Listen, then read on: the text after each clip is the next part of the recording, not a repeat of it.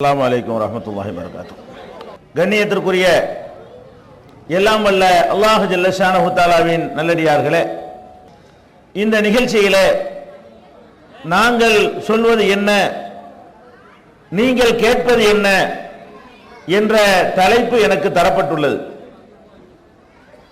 இந்த தலைப்பிற்கான காரணம் என்னவென்று சொன்னால், நாம் சத்திய மார்க்கத்தை மக்களுக்கு எடுத்துச் சொல்லும் பொழுது நாம் என்ன சொல்கிறோம் என்பதை மக்களுக்கு செல்ல விடாமல் சில பேர் தடுத்துக் கொண்டிருக்கிறார்கள். சில பேர் நாம் சொல்வதை தப்பும் தவறுமாக திரித்து மக்கள் மத்தியிலே நம்முடைய பிரச்சாரத்திற்கு தவறான வடிவத்தை கொடுத்துக் கொண்டிருக்கிறார்கள். எனவேதான் நாங்கள் என்ன சொல்கிறோம் என்பதை எங்களுடைய சொல்லுக்கு நாங்களே வியாக்கியானமும் விளக்கமும் தர வேண்டிய நிலைக்கு தள்ளப்பட்டிருக்கிறோம். இந்த நிலைமை நபிகள் நாயகம் ஸல்லல்லாஹு அலைஹி வஸல்லம் அவர்களுக்கும் அவர்களுக்கு முன்னால் இந்த உலகத்திற்கு அனுப்பப்பட்ட இறை தூதர்களுக்கும் ஏற்பட்ட ஒரு அனுபவம் தான். நபிகள் நாயகம் ஸல்லல்லாஹு அலைஹி வஸல்லம் அவர்கள் மக்கள் மத்தியிலே ஆண்டாண்டு காலமாக ஊறி போய்விட்ட மூட பழக்க வழக்கங்களை எதிர்த்த பொழுது, ஒரே ஒரு இறைவனை மாத்திரம்தான் வணங்க வேண்டும் என்று அழுத்தம் திருத்தமாக அவர்கள் போதித்த பொழுது, அவர்களை எதிர்த்தவர்கள் என்ன செய்தார்கள்? இப்போது உலமாக்கள் என்னவெல்லாம் செய்கிறார்களோ அதையெல்லாம் செய்தார்கள். சொன்னார்கள், லா தஸ்மஊ லிஹாதல் குர்ஆன். மக்களுக்கு சொன்னார்கள், இந்த குர்ஆனை நீங்கள் கேட்றாதீங்க. முகமது குர்ஆன் என்று உங்களுக்கு சொல்கிறாரே, அதை நீங்க கேட்றாதீங்க. காதுல பஞ்ச வச்சு அரைச்சுக்கிறங்க, அதுல குழப்பத்தை விளைவிங்க, அப்பதான் நீங்க ஜெயிக்கலாம். வல்கௌ ஃபீஹி லஅல்லக்கும் தக்லிபூன், அப்போதான் நீங்கள் ஜெயிக்க முடியும் என்று மக்காவில் இருந்த காபிர்கள், நபிகள் நாயகம் ஸல்லல்லாஹு அலைஹி வஸல்லம் உடைய எதிரிகள் இந்த ஏகத்துவ பிரச்சாரத்தை கேட்க வேண்டாம் என்றுதான் மக்களுக்கு சொன்னார்கள். முகமது சொல்லக்கூடிய பிரச்சாரம் தவறு என்றால், நாங்கள் சொல்லுகிற பிரச்சாரம் சரி என்றால் அவர்கள் என்ன செய்திருக்க வேண்டும்? முகமதே வா, உன்னுடைய பிரச்சாரத்தை எங்கள் மத்தியிலே சொல், விவாதத்திற்கு வா, நிரூபித்து காட்டு என்று அவர்கள் சொல்லி இருக்க வேண்டும். அல்லது மக்கள் மத்தியிலே போய் முகமது சொல்வதையும் கேளுங்கள், நாங்கள் சொல்வதையும் கேளுங்கள், எது சரியாக இருக்கிறதோ அதை ஏற்றுக்கொள்ளுங்கள் என்று சொல்லி இருக்க வேண்டும். அவர்களிடத்திலே சத்தியம் இல்லாத காரணத்தினால் அவர்கள் இந்த முகமது ஸல்லல்லாஹு அலைஹி வஸல்லம் உடைய போதனையை மக்கள் கேட்டால் அந்த சத்தியத்தினால் ஈர்க்கப்படுவார்கள், உண்மையை விளங்கிக் கொள்வார்கள், நம்மை விட்டு மக்கள் படிப்படியாக விலகி விடுவார்கள் என்ற காரணத்திற்காக அவர்கள் கையில் எடுத்த ஆயுதம் எது? லா தஸ்மஊ லிஹாதல் குர்ஆன். இந்த குர்ஆனை காது கொடுத்து கேட்காதீர்கள். இன்றைக்கு இந்த புதுப்பேட்டையில் இந்த நிகழ்ச்சி நடக்கிறது என்று சொன்னால், இதை சுற்றி உள்ள எல்லா பள்ளிவாசல்களிலும் அழகான ஒரு உரை நிகழ்த்தப்பட்டிருக்கும். என்ன உரை? இந்த கூட்டத்துக்கு போகாதீங்க சொன்னாங்களா? பள்ளிவாசல்ல, அல்லாஹ்வுடைய மார்க்கத்தை சொல்ல வேண்டிய பள்ளிவாசல்ல இந்த மாதிரி ஒரு கூட்டம் போடுகிறார்கள். அதுக்கு நீங்க யாரும் போகாதீங்க, அதை கேட்காதீங்க. இப்ப மக்கத்து காபிர்கள் என்ன அஸ்திரத்தை ஆயுதத்தை கையில் எடுத்தார்களோ அதே ஆயுதத்தை தான் 7 வருடம் பற்ற மார்க்க அறிஞர்கள் எடுத்திருக்கிறார்கள். கேட்காதீங்க. இது ஒரு அறிவாளி சொல்லக்கூடிய வாதமாக இருக்குமா? அல்லாஹ் திருமறை குர்ஆனில் நமக்கு என்ன சொல்கிறான்? ஃபபஷ்ஷிர் இபாதி அல்லதீன யஸ்தமிஊனல் கௌல ஃபயத்தபிஊன அஹ்ஸனா. முஹம்மதே நபியே, நீங்கள் நற்செய்தி சொல்லுங்கள். யாருக்கு நற்செய்தி சொல்லணும்? அல்லதீன யஸ்தமிஊனல் கௌல, சொல்லப்படுகிற சொற்களை செவிதாழ்த்தி கேட்டு ஃபயத்தபிஊன அஹ்ஸனா, அதுல அழகானதை யார் ஏற்றுக்கொள்கிறார்களோ, எல்லாத்தையுமே கேளுங்க, அதில் அழகானதை யார் ஏற்றுக்கொள்கிறார்களோ அவங்களுக்கு நற்செய்தி சொல்லுங்கள். அல்லாஹ் குர்ஆன்ல சொல்றான், எல்லாத்தையுமே கேளுங்கள், அதில் எது அழகானதாக இருக்கிறதோ அதை ஏற்றுக்கொள்ளுங்கள் என்று அல்லாஹ் வழிகாட்டி இருக்கும் பொழுது மார்க்க அறிஞர்கள் எனப்படுவோர் என்ன சொல்லிக் கொண்டிருக்கிறார்கள்? அதை கேட்காதீங்க, அங்க போகாதீங்க. இது நபிகள் நாயகம் ஸல்லல்லாஹு அலைஹி வஸல்லம் அவர்களுக்கு செய்தார்கள். நூஹ் நபி அவர்கள் 950 ஆண்டுகள் இந்த உலகத்திலே வாழ்ந்து மறைந்த நூஹ் அலைஹிஸ்ஸலாத்து வஸ்ஸலாம் அவர்கள் இந்த சத்திய மார்க்கத்தை சொல்லும் பொழுதும் இதே மாதிரி செய்தார்கள் என்று அல்லாஹ் சொல்லி காட்டுகிறான். என்ன செய்யறாங்களா? வஸ்தக்ஷௌ தியாபஹும், தங்களுடைய ஆடைகளால் அப்படி மூடிக்கொள்கிறார்கள். நூஹுடைய போதனை காதிலே விழுந்து விடக்கூடாது என்பதற்காக வேண்டி அவங்க காதுல பஞ்ச வச்சுக்கிறாங்கன்னு சொல்றோமே, இது நூஹ் நபிக்கு அப்படித்தான் பண்ணினாங்க. நபிகள் நாயகம் ஸல்லல்லாஹு அலைஹி வஸல்லம் அவர்கள் இந்த பிரச்சாரத்தை செய்த பொழுதும் இதே வழிமுறையை தான் கையாண்டார்கள். இப்ப நாம குர்ஆனில் இருந்தும் நபிகள் நாயகம் ஸல்லல்லாஹு அலைஹி வஸல்லம் உடைய பொன்மொழிகளில் இருந்தும் செய்திகளை எடுத்து சொன்னால் கேட்காதீங்க, போகாதீங்க என்ற ஒரு ஆயுதத்தை கையில் எடுத்திருக்கிறார்கள். அதனாலதான் நாங்க என்ன சொல்றோம் விளக்க வேண்டி இருக்கிறது. அதுக்குன்னே கூப்பிட்டு மக்களுக்கு தெளிவுபடுத்த வேண்டி இருக்கிறது. நபிகள் நாயகம் ஸல்லல்லாஹு அலைஹி வஸல்லம் அவர்களும் அவர்களுக்கு முன்னால் நற்செய்தி சொல்வதற்காக அனுப்பப்பட்ட இறை தூதர்களும் இந்த சத்திய மார்க்கத்தை சொன்ன பொழுது அந்த மக்கள் சில கேள்விகளை கேட்டார்கள். என்ன கேள்வி கேட்டார்கள்? இதெல்லாம் உலமா கேட்கிறாங்க. இன்றைக்கு உலமாக்கள் கேட்கிற எல்லா கேள்வியும் பார்த்தீங்கன்னா காவிர்கள் கேட்ட கேள்வியா இருக்கும். நபிமார்களை நோக்கி அவர்களுடைய எதிரிகள் என்ன கேள்விகளை கேட்டார்களோ அந்த கேள்வியை தான் இவர்கள் 7 வருஷம் படிச்சுட்டு வந்திருக்கிறார்கள். நபிமார்கள் கேட்ட கேள்வி இவர்கள் கேட்க மாட்டார்கள். நபிகள் நாயகம் ஸல்லல்லாஹு அலைஹி வஸல்லம் என்ன கேள்வியை மக்களிடத்தில் கேட்டார்களோ அதை கேட்க மாட்டார்கள். நபிமார்களிடத்திலும் நபிகள் நாயகத்திடத்திலும் எதிரிகள் என்ன கேள்வியை கேட்டார்களோ அந்த கேள்வியை உலமாக்கள் கேட்கிறார்கள். எப்படி கேட்கிறார்கள்? இன்றைக்கு நீங்கள் பார்க்கலாம், நம்ம இந்த சத்தியத்தை சொல்லும் பொழுது குர்ஆன் படி நடங்க, ஹதீஸ் படி நடங்க, மதுஹபை பின்பற்றாதீங்க, தர்காவை வழிபடாதீங்க, தனி மனிதனுக்கு பின்னாடி போகாதீங்க, மூட நம்பிக்கையில ஈடுபடாதீங்க என்று நம்ம மக்களுக்கு சொன்னோம்னா மக்கள்கிட்ட போய் என்ன சொல்றாங்க?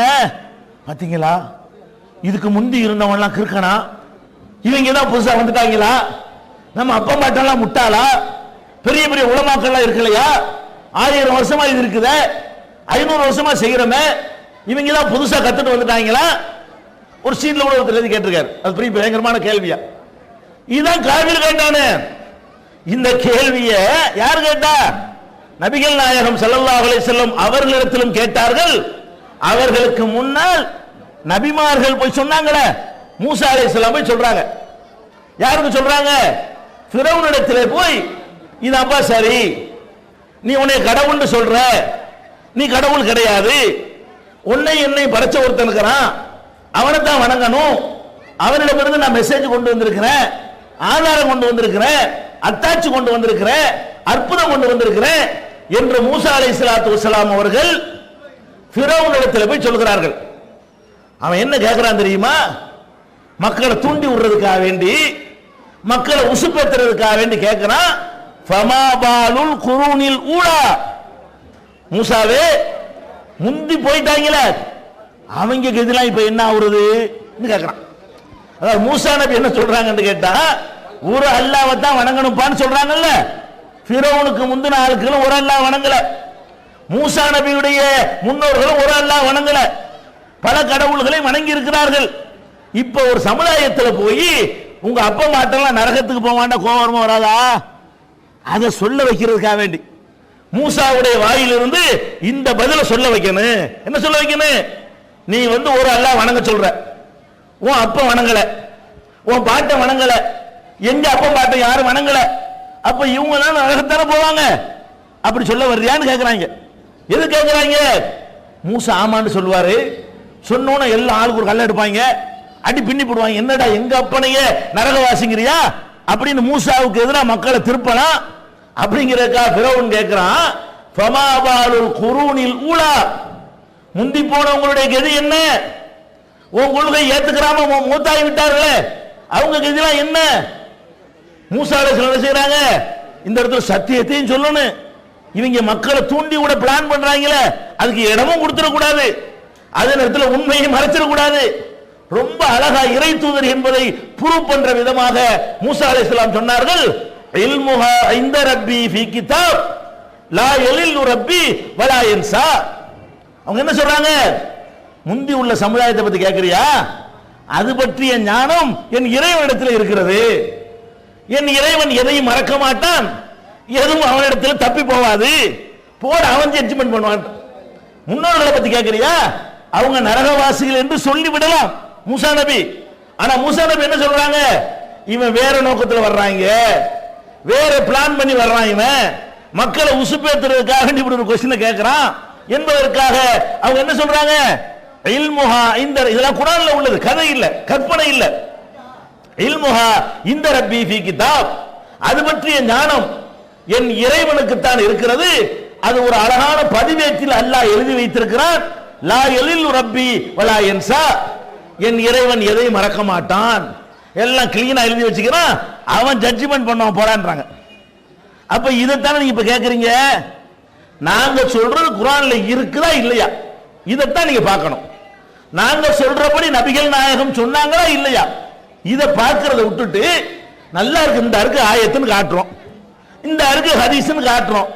நீங்க நேர்மையாளர்கள் என்ன பண்ணணும்? ஆமா இருக்குது, ஆமா இல்ல, இதுக்கு நீங்க வரணும், இந்த ஆர்குமெண்ட்டுக்கு நீங்க வரணும். நீங்க என்ன பண்றீங்க? உங்க அப்பா இதை சொன்னானா எங்கள்கிட்ட கேட்கறீங்க, உங்க பாட்டை இதை சொன்னானா, உங்க முப்பாட்டை இதை சொன்னானா, உனக்கு ஓதி தந்த அஜர்த்து இதை சொன்னாரா, அஜர்த்துக்கு அஜர்த்து சொன்னாரா? அட அல்லாஹ் சொல்லியிருக்கானா இல்லையா? பாயிண்ட் என்ன? நாங்கள் சொல்லக்கூடிய செய்தியை அல்லாஹ் சொல்லியிருக்கிறானா இல்லையா? இந்த அருக்கு அல்லாஹ் சொன்னது. எங்க அப்பன் சொன்னா பாட்டன் சொன்னா உனக்கு எதுக்கு? அல்லாஹ் சொன்னதும் அல்லாஹ்வுடைய ரசூல் சொன்னதும் தான் நமக்கு பாதுகாக்கப்பட்டிருக்கிறது. எங்க அத்தா சொன்னது கூட பாதுகாக்கப்படல. நேற்று தான் மௌத்தா போயிருப்பார் எங்க அத்தா, அவர் சொன்னது ரெக்கார்ட பாதுகாத்து வச்சிருக்கோமா? எங்க தாத்தா சொன்னது பாதுகாத்து இருக்குதா? அப்ப அல்லாஹ்வும் அல்லாஹ்வுடைய ரசூலும் சொன்னது பாதுகாத்து கையில் இருக்கும் பொழுது அல்லாஹ் சொன்னதை எடுத்து நாங்கள் சொல்லி இருக்கிறோமா இல்லையா? அல்லாஹ்வுடைய ரசூல் சொன்னதை எடுத்து உங்களுக்கு தந்திருக்கிறோமா இல்லையா? இத பார்க்கறத விட்டுட்டு என்ன சொல்றாங்க? அப்பன் சொன்னானா, இதுக்கு முந்தைய உள்ளவங்களாம் கிறுக்கனா, அவங்கள அல்லாஹ் மக்கள் இல்லையா? அந்த மௌலானா வாழவில்லையா? குணங்குடி அப்பா இங்கே இருக்கவில்லையா?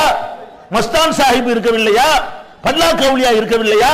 சதகத்துல்லா அலிம் ஷா இருக்கவில்லையா? பாக்கியாத்துல பெரிய உலமாக்கள் இருக்கவில்லையா? தேவபந்தில் இருக்கவில்லையா? இதா கேள்வி? இது அப்படியே அப்பட்டமாக ஃபிரௌன் கேட்ட கேள்வி இல்லையா?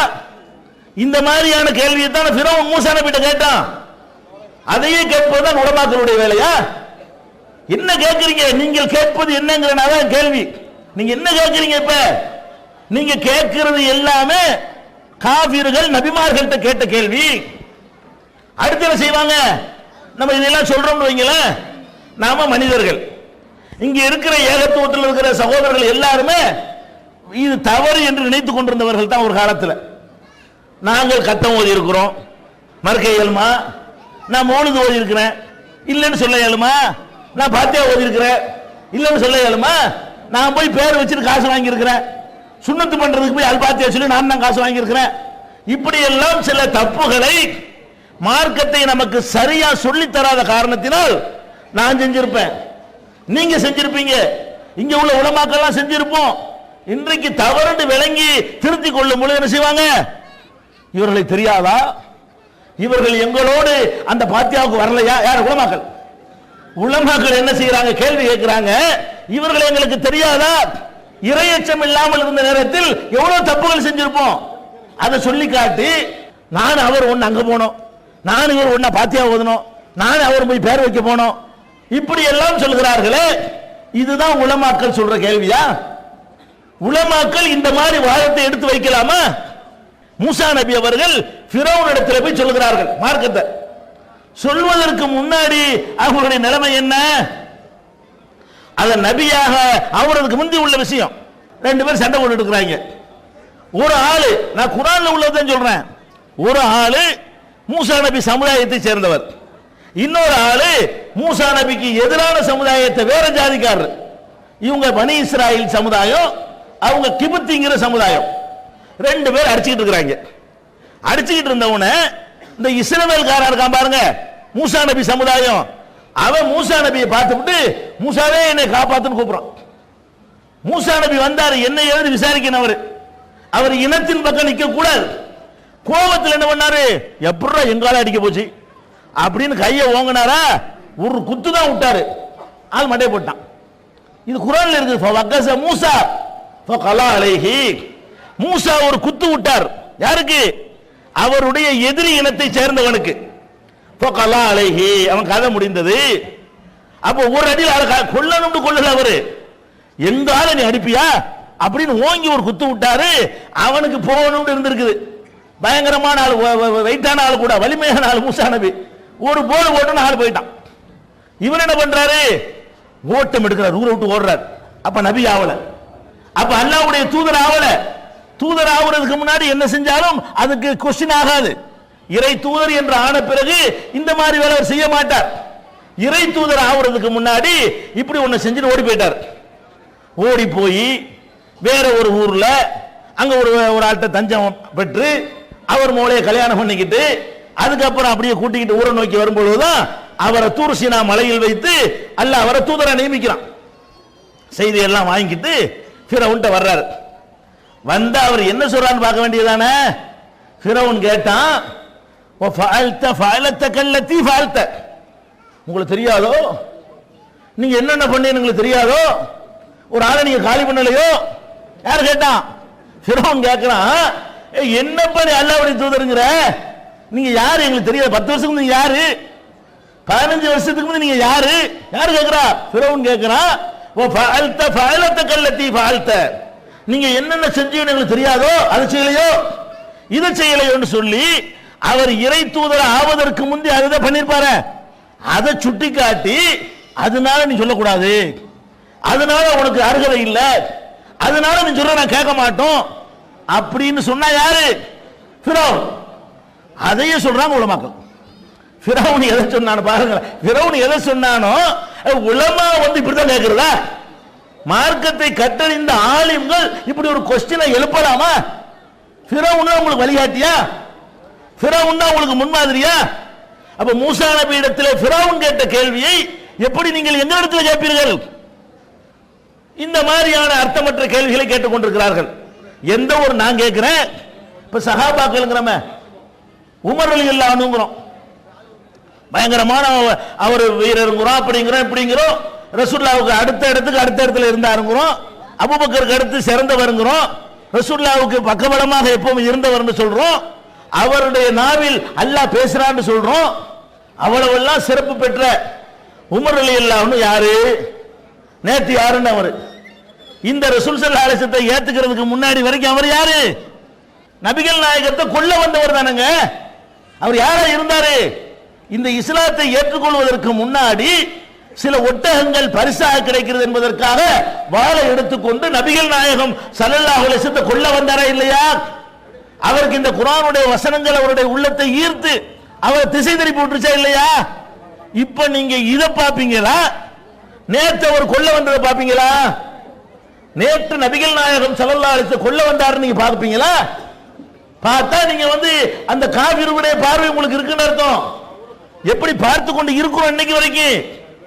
95% சஹாபாக்களுடைய கதையை தானே, கள்ள வணங்கினவங்க தானே, அநியாயம் பண்ணவங்க தானே, ரசூலுல்லாஹ் அடிச்சவங்க தானே, ரசூலுல்லாஹ்வுடைய தோழர்கள் பலரை கொன்றவங்க தானே. சஹாபிங்கிற அவள யாருங்கிற தெய்வ பிறவியா? பிறக்கும் போதே புனிதமா பிறந்தவர்களா? ஒரு பாவமும் செய்யாதவர்களா? அப்ப ஒரு காலத்தில் அதை எதை செஞ்சிருந்தான்னு சொன்னா அதையே சுட்டி காட்டுறேன்னா உங்களுக்கு என்ன அர்த்தம்? இதான் உலமாக்கள் சொல்வதா? எந்த அளவுக்கு ஆயிடுச்சு? சில விஷயங்களை நாங்கள் மதரசாக்கள் ஓதணும், எங்களுக்கு நீங்க குர்ஆனை சொல்லி தரவில்லை. மதரசாக்கள் நாங்கள் ஓதணும், எங்களுக்கு ரசூல் ஸல்லல்லாஹு அலைஹி வஸல்லம் ஹதீஸை சொல்லி தரவில்லை. என்ன சொல்லி தந்தீர்கள்? மனுஷன் எழுதின, போன வருஷம் எழுதினது, 3ஆம் வருஷம் எழுதினது, 50 வருஷத்துக்கு முந்தைய எழுதினது, 100 வருஷத்துக்கு முந்தைய எழுதின கிதாபுகளை இதான் மார்க்கம்னு எங்களுக்கு சொல்லி தந்தீங்க. அதை நாங்க படிச்சோம், அதனால அதெல்லாம் சரின்னு நினைச்சு நாங்க செஞ்சுக்கிட்டு இருந்தோம். குர்ஆனை ஹதீஸை ஆய்வு பண்ணக்கூடிய நேரத்தில் அதுக்கு இதுக்கு மாற்றம் தெரிகிறது. அப்ப உங்களுடைய போதனா முறை தப்பா இருந்த காரணத்தினால் நாங்கள் ஒரு காலத்தில் தப்பான கொள்கையில் இருந்திருப்போம். அதுக்காக இப்படி கேள்வி கேட்பீங்களா? அப்ப இந்த மாதிரியான ஒரு கேள்வி கேட்கக்கூடிய காட்சியை பார்க்கிறீர்கள். என்னுடைய ஆசிரியர் கலீல் அஹ்மத் கீரனூர் ஒரு ஹஜரத் இருக்கார், அவரிடத்தில் நான் 2 ஆண்டுகள் படித்திருக்கிறேன். என்னுடைய ஆசிரியர் அவர் தான் இப்ப ஊரா போய் திட்டிட்டு கிடக்கிறாரு. என்ன கேட்கிறாரு? அவன் என்கிட்ட படிச்சவன், ஒரு நன்றி வேணாமா அவனுக்கு? என்ன என்ன கேட்கிறாரு? மார்க்கத்தை சொல்றதுல நன்றி என்ன இருக்குது? அவரை கண்ட ஒரு டீ வாங்கி கொடுக்கலாம், நன்றி செலுத்தலாம். அதுக்காக வேண்டி நன்றிங்கிறதுக்காக வேண்டி அவர் சொல்ற மார்க்கம் சரண்டி ஏத்துக்கணுமா? அவர் என்ன சொல்றாரு? கொஞ்சமாவது நன்றி விசுவாசம் வேண்டாமா? எங்களிடத்தில் நீ 2 வருஷம் படிக்கவில்லையா? நான் உனக்கு சொல்லித் தரவில்லையா? நான் என் முன்னாடி மண்டி போட்டி நிற்கவில்லையா? நான் தானே உனக்கு இலக்கணம் சொல்லி தந்தேன், நான் தானே உனக்கு அதை சொல்லி தந்தேன், அதை வச்சு தானே நீங்க பேசிக் கொண்டிருக்கிறாய். விசுவாசம் வேண்டாமா? யார் கேட்கிறா? உலமாக்கள் கேட்கிறார்கள். மூசா நபி இது பாருங்க, வேடிக்கை என்னன்னா இந்த உலமா கேட்கறதுல அப்படி ஃபிரௌனியத்தாக இருக்கு, ஆச்சரியமா இருக்குது. இந்த உலமாக்கள் கேட்கிற எல்லாத்தையுமே ஆல்ரெடி ஃபிரௌன் கேட்டிருக்கிறான். அதான் நமக்கு வியப்பாக இருக்கிறது. மூசா நபி அவர்கள் அந்த அவங்க பிறக்கக்கூடிய காலம் இருக்குல்ல, அந்த இடத்துல ஒருத்தன் வந்து சொல்லிவிட்டான். யார்கிட்ட? ஃபிரௌன்ட்ட. ஆம்பளை பிள்ளை ஒருத்தன் இந்த இனத்தில் பிறக்க போகிறான், அந்த பிள்ளையினால் உன்னுடைய சிம்மாசனத்துக்கு கேடு வரும் அப்படின்னு யாரோ ஒருத்தர் சொல்ல, அதை கேட்டு என்ன பண்றான் ஃபிரௌன்? திருக்குரான் தமிழாக்கம் பி ஜெய்னுலாபிதீன் வெளிவந்து விட்டது 8வது பதிப்பு. அனைவருக்கும் புரியும் எளிய நடை, தேவைப்படும் வசனங்களுக்கு தெளிவான விளக்கங்கள், கலை சொற்களின் விளக்கங்கள், திருக்குரான் எவ்வாறு அருளப்பட்டது, எவ்வாறு தொகுக்கப்பட்டது என்பது குறித்து முழுமையான விளக்கம். நபிகள் நாயகம் ஸல்லல்லாஹு அலைஹி வஸல்லம் காலம் முதல் இன்று வரை குர்ஆன் பாதுகாக்கப்பட்ட வரலாறு, திருக்குரான் இறைவனின் வார்த்தைகள் என்பதற்கான அடுக்கடுக்கான ஆதாரங்கள், முந்தைய பதிப்புகளை விட மெருகூட்டப்பட்ட செய்திகள், கூடுதலான பக்கங்கள், அழகிய வடிவமைப்பு, உயர்தரமான பைண்டிங். விலை ரூபாய் 300 மட்டுமே. வெளியீடு மூன் பப்ளிகேஷன், நம்பர் 83/3, முதல் மாடி, மூர்தரு, மண்ணடி, சென்னை 1. போன் 65690810.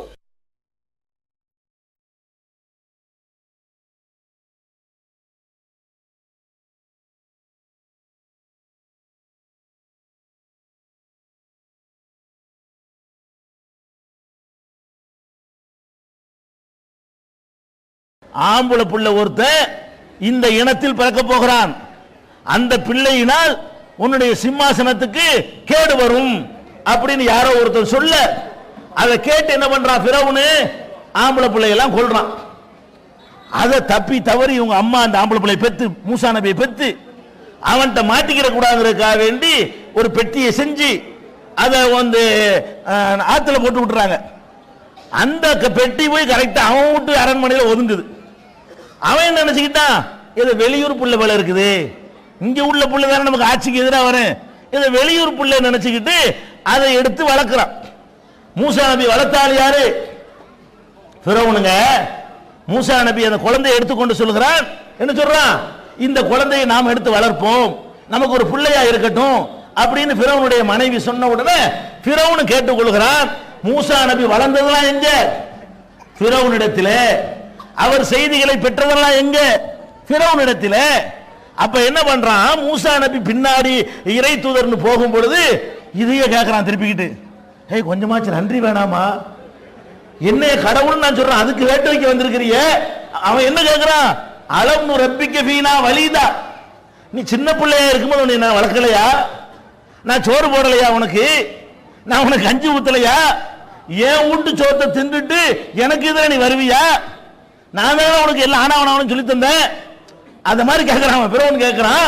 அலம் ரப்பிக்க ஃபீனா வலிதா, நீ சின்ன பிள்ளையா இருக்கும்போது உன்னை எடுத்து நாங்கள் வளர்க்கல, இந்த மாதிரி பேசக்கூடிய அளவில் உன்னை வளர்த்து ஆளாக்கி விடல. இதுக்கும் எங்க அஜர்த்து கேட்கறதுக்கு என்ன வித்தியாசம்? இந்த பிறவன் கேட்ட கேள்விக்கு என்னுடைய அஜர்த்து கேட்கிறாரு, நன்றி வேணாமா? நான் தானே உனக்கு மண்டி போட்டு சொல்லி தந்தேன், நான் தானே உனக்கு நகுவு இலக்கணம் சொல்லி தந்தேன், நான் தானே சொல்லி இலக்கணத்தை கற்றுத்தந்தேன், நன்றியோட எங்களுக்கு எங்களை எதிர்க்கலாமா? நீ எங்களுக்கு விசுவாசமா இருக்க வேண்டாமா? இதுவும் ஃபிரௌன் ஒரே மாதிரி இருக்கா? அப்ப நம்ம ஆச்சரியப்படுகிறோம். இவங்க கேட்கிற எல்லா கேள்விகளுமே என்னவாக இருக்கிறது பாத்தீங்கன்னா, ஏற்கனவே வந்து எதிரிகள், நபிமார்களுடைய எதிரிகள் எதையெல்லாம் பெரிய தத்துவமா கேள்வி, சத்தியத்துக்கு எதிராக கேள்வி எழுப்பினார்களோ அதை பூரா கேட்டுக்கொண்டிருக்கிற காட்சியை பார்க்கிறீங்க. நபிகள் நாயகம் ஸல்லல்லாஹு அலைஹி வஸல்லம் அவர்கள் இந்த மார்க்கத்தை எடுத்து சொல்றாங்க. எடுத்து சொல்லும் பொழுது கடுமையான எதிர்ப்பு வருகிறது. அந்த ஊரில் வாழ முடியாத அளவுக்கு எதிர்ப்பு வருகிறது. மக்காவில் சொந்த ஊர்ல அவங்க வசிக்க முடியாத அளவுக்கு நபிகள் நாயகம் ஸல்லல்லாஹு அலைஹி வஸல்லம் அவர்களுக்கும் அவங்களுடைய சகாக்களுக்கும் கடுமையான எதிர்ப்பு வருகிறது. தாங்க எந்த அளவுக்கு எதிர்ப்பு வருது?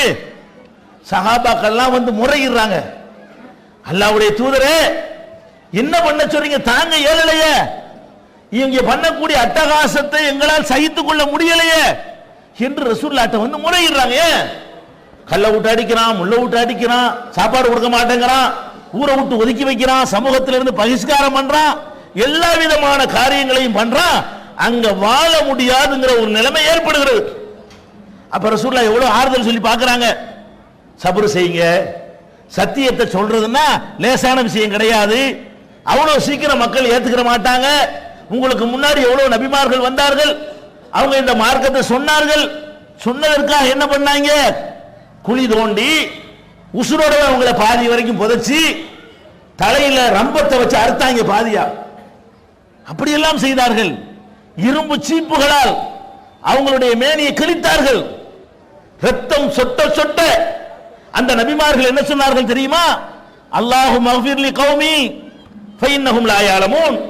யா அல்லாஹ், என்னுடைய இந்த சமுதாயத்தை மன்னிச்சிரு அல்லாஹ், என் மேல ரத்த சாயம் பூசினதுக்காக வேண்டி அவங்களை அழிச்சிராத அல்லாஹ் அப்படின்னு நபிமார்கள் கேட்டாங்களே. அந்த மாதிரி நீங்களும் பொறுமையாயிருங்க ரசூலுல்லாஹ் சொல்றாங்க. யாருக்கு சொல்றாங்க? அடி வாங்கிட்டு வர்ற சஹாபாக்களுக்கு, உத வாங்கிட்டு வர்ற சஹாபாக்களுக்கு, வெட்டு வாங்கிட்டு வர்ற சஹாபாக்களுக்கு, ஊருக்குள்ள இருக்க முடியாது என்று ஒதுக்கி வைக்கப்பட்ட சஹாபாக்களுக்கு, சுடுமணலிலே போடப்பட்ட சஹாபாக்களுக்கு, சவுக்கடி வாங்கிய சஹாபாக்களுக்கு ரசூலுல்லாஹ் என்ன ஆறுதல் சொல்றாங்க?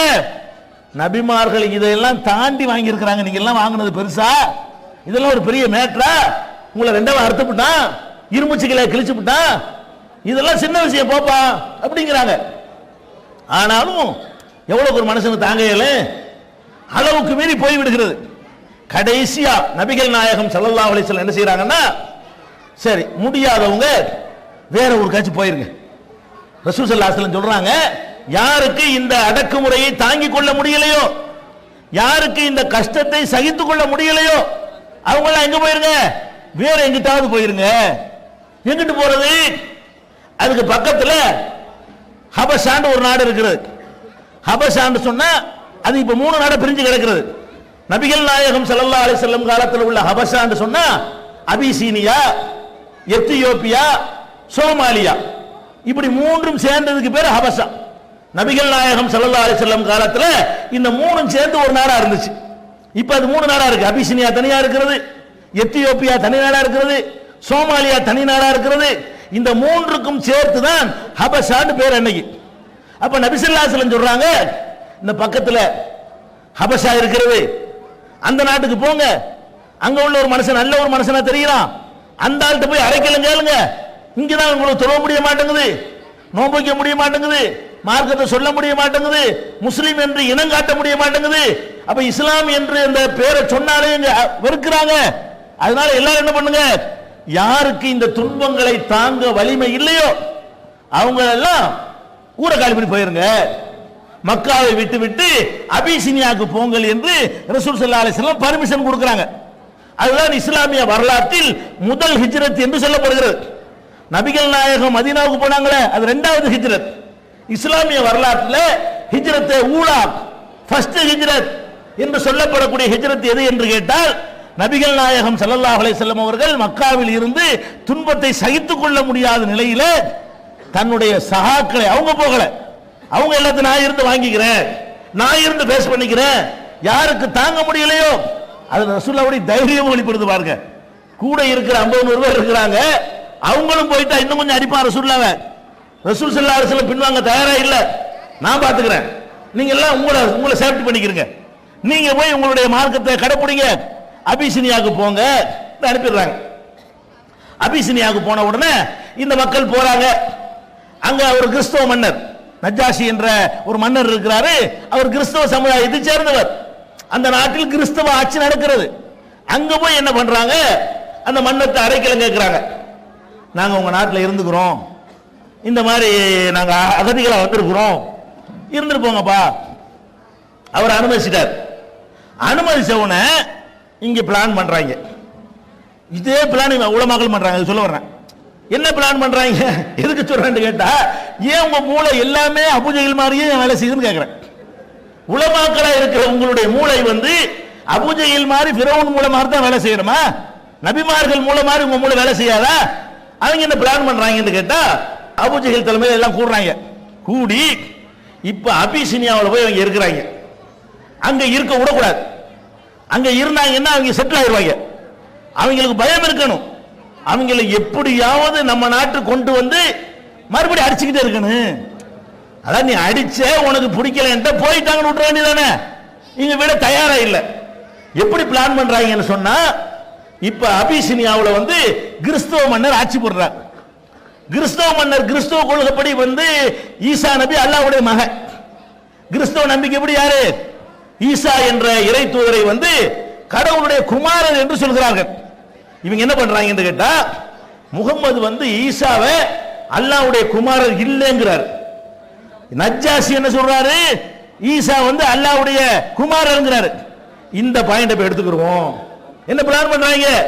இந்த பாயிண்ட வச்சுக்கிட்டு நம்ம நஜ்ஜாசிட்ட போய் போட்டு கொடுப்போம். எப்படி போட்டு கொடுப்போம்?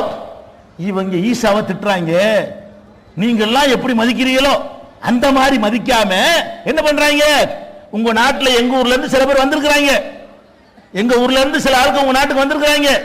இவங்க எந்த மாதிரி ஆளுக்கு தெரியுமா? நீங்கள் மரியமை மேரியை எவ்வளவு உயர்வாக மதிக்கிறீர்கள், நீங்கள் ஈசாவை இயேசுவை உயர்வாக மதிக்கிறீர்கள், அதையெல்லாம் மறுக்கக்கூடியவர்கள் இவர்கள். நீங்க மாதிரி அல்லாஹ்வுடைய குமாரன் ஒத்துக்கிற மாட்டாங்க, எங்களுக்கு அதுல ஓகே தான் அப்படி சொல்றாங்க. இவங்களுக்கு எல்லாம் ஓகே தானே? அல்லாஹ்வை தவிர யாரையும் வணங்கலான்னு போயிட்டா எல்லாம் ஓகே தானே? தர்காவும் ஓகே, கோயிலும் ஓகே, சிலையும் ஓகே, கொடிமரமும் ஓகே, அப்படி வந்துருச்சா இல்லையா? அதனால இவங்க என்ன சொல்றாங்க, நாங்க உங்களுக்கு எதிரான ஆளுக்கு கிடையாது. அல்லாஹ்வுடைய குமாரர் இயேசுன்னு சொன்னா சரின்ட்டு போயிருவோம், அல்லாஹ்வுடைய பொண்டாட்டி மேரின்னு சொன்னா அதை கூட சரின்ட்டு போயிருவோம். இவங்க அப்படி ஆளுகை இல்ல, ஒத்துக்கிற மாட்டாங்க, இவங்களுக்கு நீ அடைக்கலம் கொடுக்க கூடாது அப்படின்னு சொல்லி காணிக்கைகள்லாம் எடுத்துக்கொண்டு எங்க போறாங்க? இதுக்குண்டு மெனக்கட்டு அபிசினியாவுக்கு போறாங்க. யார் போறா? அபூ சுஃபியான்கிறவருடைய தலைமையில். பின்னாடி ஒரு இஸ்லாத்துக்கு வந்து விட்டார். அபூ சுஃபியான்கிறவர் இஸ்லாத்துக்கு வர்றதுக்கு முன்னாடி அங்க ஒரு முக்கியமான பிரமுகரா இருக்கிறார். அபூ சுஃபியானுடைய தலைமையில் ஒரு குழு காணிக்கையோட போகுது. போய் அந்த நஜ்ஜாசி மன்னத்தை எப்படி பண்றாங்க? இப்ப உலமாக்கள் எப்படி பண்றாங்க? மக்கள்கிட்ட எப்படி பண்றாங்க? இவங்க நபிகள் நாயத்தை திட்டுறாங்க சொல்றாங்களா? மக்கள்கிட்ட எப்படி சொல்றாங்க? இவங்க லேசுப்பட்ட ஆளுகை இல்ல, நபிகள் நாயத்தை திட்டுவாங்க, அவுலியாவை திட்டுவாங்க, இமாம்களை திட்டுவாங்க, இப்படியான ஒரு கூட்டம் இவங்க அப்படின்னு சொல்லி நம்மளை பத்தி நம்ம அப்படி சொல்லவே இல்லை, நம்ம யாரையும் திட்டவே இல்லை. அப்படி இருந்தும் கூட நம்ம திட்டுறதாக பிளான் பண்ணி பிரச்சாரம் பண்றாங்களே, இதே மாதிரி அவங்களுக்கு வேலை செய்யுது, அல்ல அவங்களுக்கு மாதிரி இவங்களுக்கு வேலை செய்யுது. என்ன பண்றாங்க?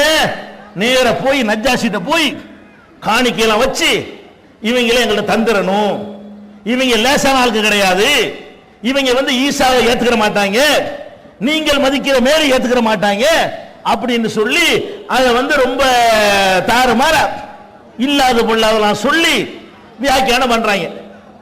பண்ண உடனே அந்த நல்ல மனுஷன் நஜ்ஜாசி மன்னர் இருக்கார் பாருங்க, அவர் நல்ல மனுஷன். அவர் என்ன பண்றாரு? நீங்க சொல்றதை கேட்டுக்கிட்டுலாம் நான் முடிவெடுக்க மாட்டேன், நான் அவர்களை அழைப்பேன், அவர்களை அழைத்து நான் விசாரிப்பேன். விசாரிக்கும் பொழுது அந்த விசாரணையில நீங்க சொல்றபடி நிரூபணமானால் தான் நான் வந்து உங்கள்கிட்ட அவங்கள தருவேன். நீங்க சொன்னது பொய்யாயிருச்சுன்னு சொன்னா அவங்க இங்கதான் இருப்பாங்க. ஒரு நஜ்ஜாசிக்கு இருக்கிற அறிவு கூட மக்களுக்கு வேணாமா? இவங்க பாட்டுக்கு ஏதாவது சொன்னா நீங்க நம்பிடுவீங்களா? ரசூலுல்லாஹ் ஒரு மோமின் ரசூலுல்லாஹ் திட்டுவானா? நபிமார்களை திட்டுவானா? அவுலியாக்களை திட்டுவானா? இமாம்களை திட்டுவானா? அப்ப அந்த மாதிரி திட்டுவாங்கன்னு சொல்லி உங்கள்ட்ட வந்து பிரச்சாரம் பண்ணினால் நீங்க தலையத்துல ஆட்டுறீங்க. எப்படி திட்டுவான்? நிரூபிச்சு காட்டுப்பா. அவர் இஸ்லாத்துல இல்லாத ஒரு மன்னரா இருந்தும் கூட அவர் என்ன பண்றாரு? இவங்க காணிக்கைக்கு மயங்கல, அவங்க உசுப்பேத்தி விட பாக்குறாங்க. ஈசா நபி மேட்டரை தூக்குனா அவர் கோவம் வரும், மரியம் அலைஹிஸ்ஸலாத்தை பத்தி தூக்குனா கோவம் வரும்னு சொல்லி தூண்டி விட்டு பாக்குறாங்க. அவர் என்ன பண்றாரு? நடக்காது, நான் விசாரிப்பேன், அவங்களையும் ஒன்னையும் வச்சு விசாரிப்பேங்கிறார். அதான் பாயிண்ட். அவர் எப்படி சொல்றாரு? பொதுமக்கள் நீங்க என்ன பண்ணணும்? அப்படி சொல்றான் இப்படி சொல்றான்னு யாராவது பேசினால் கூட்டிட்டு வா, 2 பேரும் வந்து உட்காரு, நீ நுரபி 2 பேரும் எங்க முன்னாடி பேசு, அப்படி சொல்லணுமா இல்லையா? அப்ப நஜ்ஜாசி மன்னர் என்ன பண்றாரு, கூப்பிட சொல்றாரு. அவங்க எல்லாம் வந்துட்டாங்க.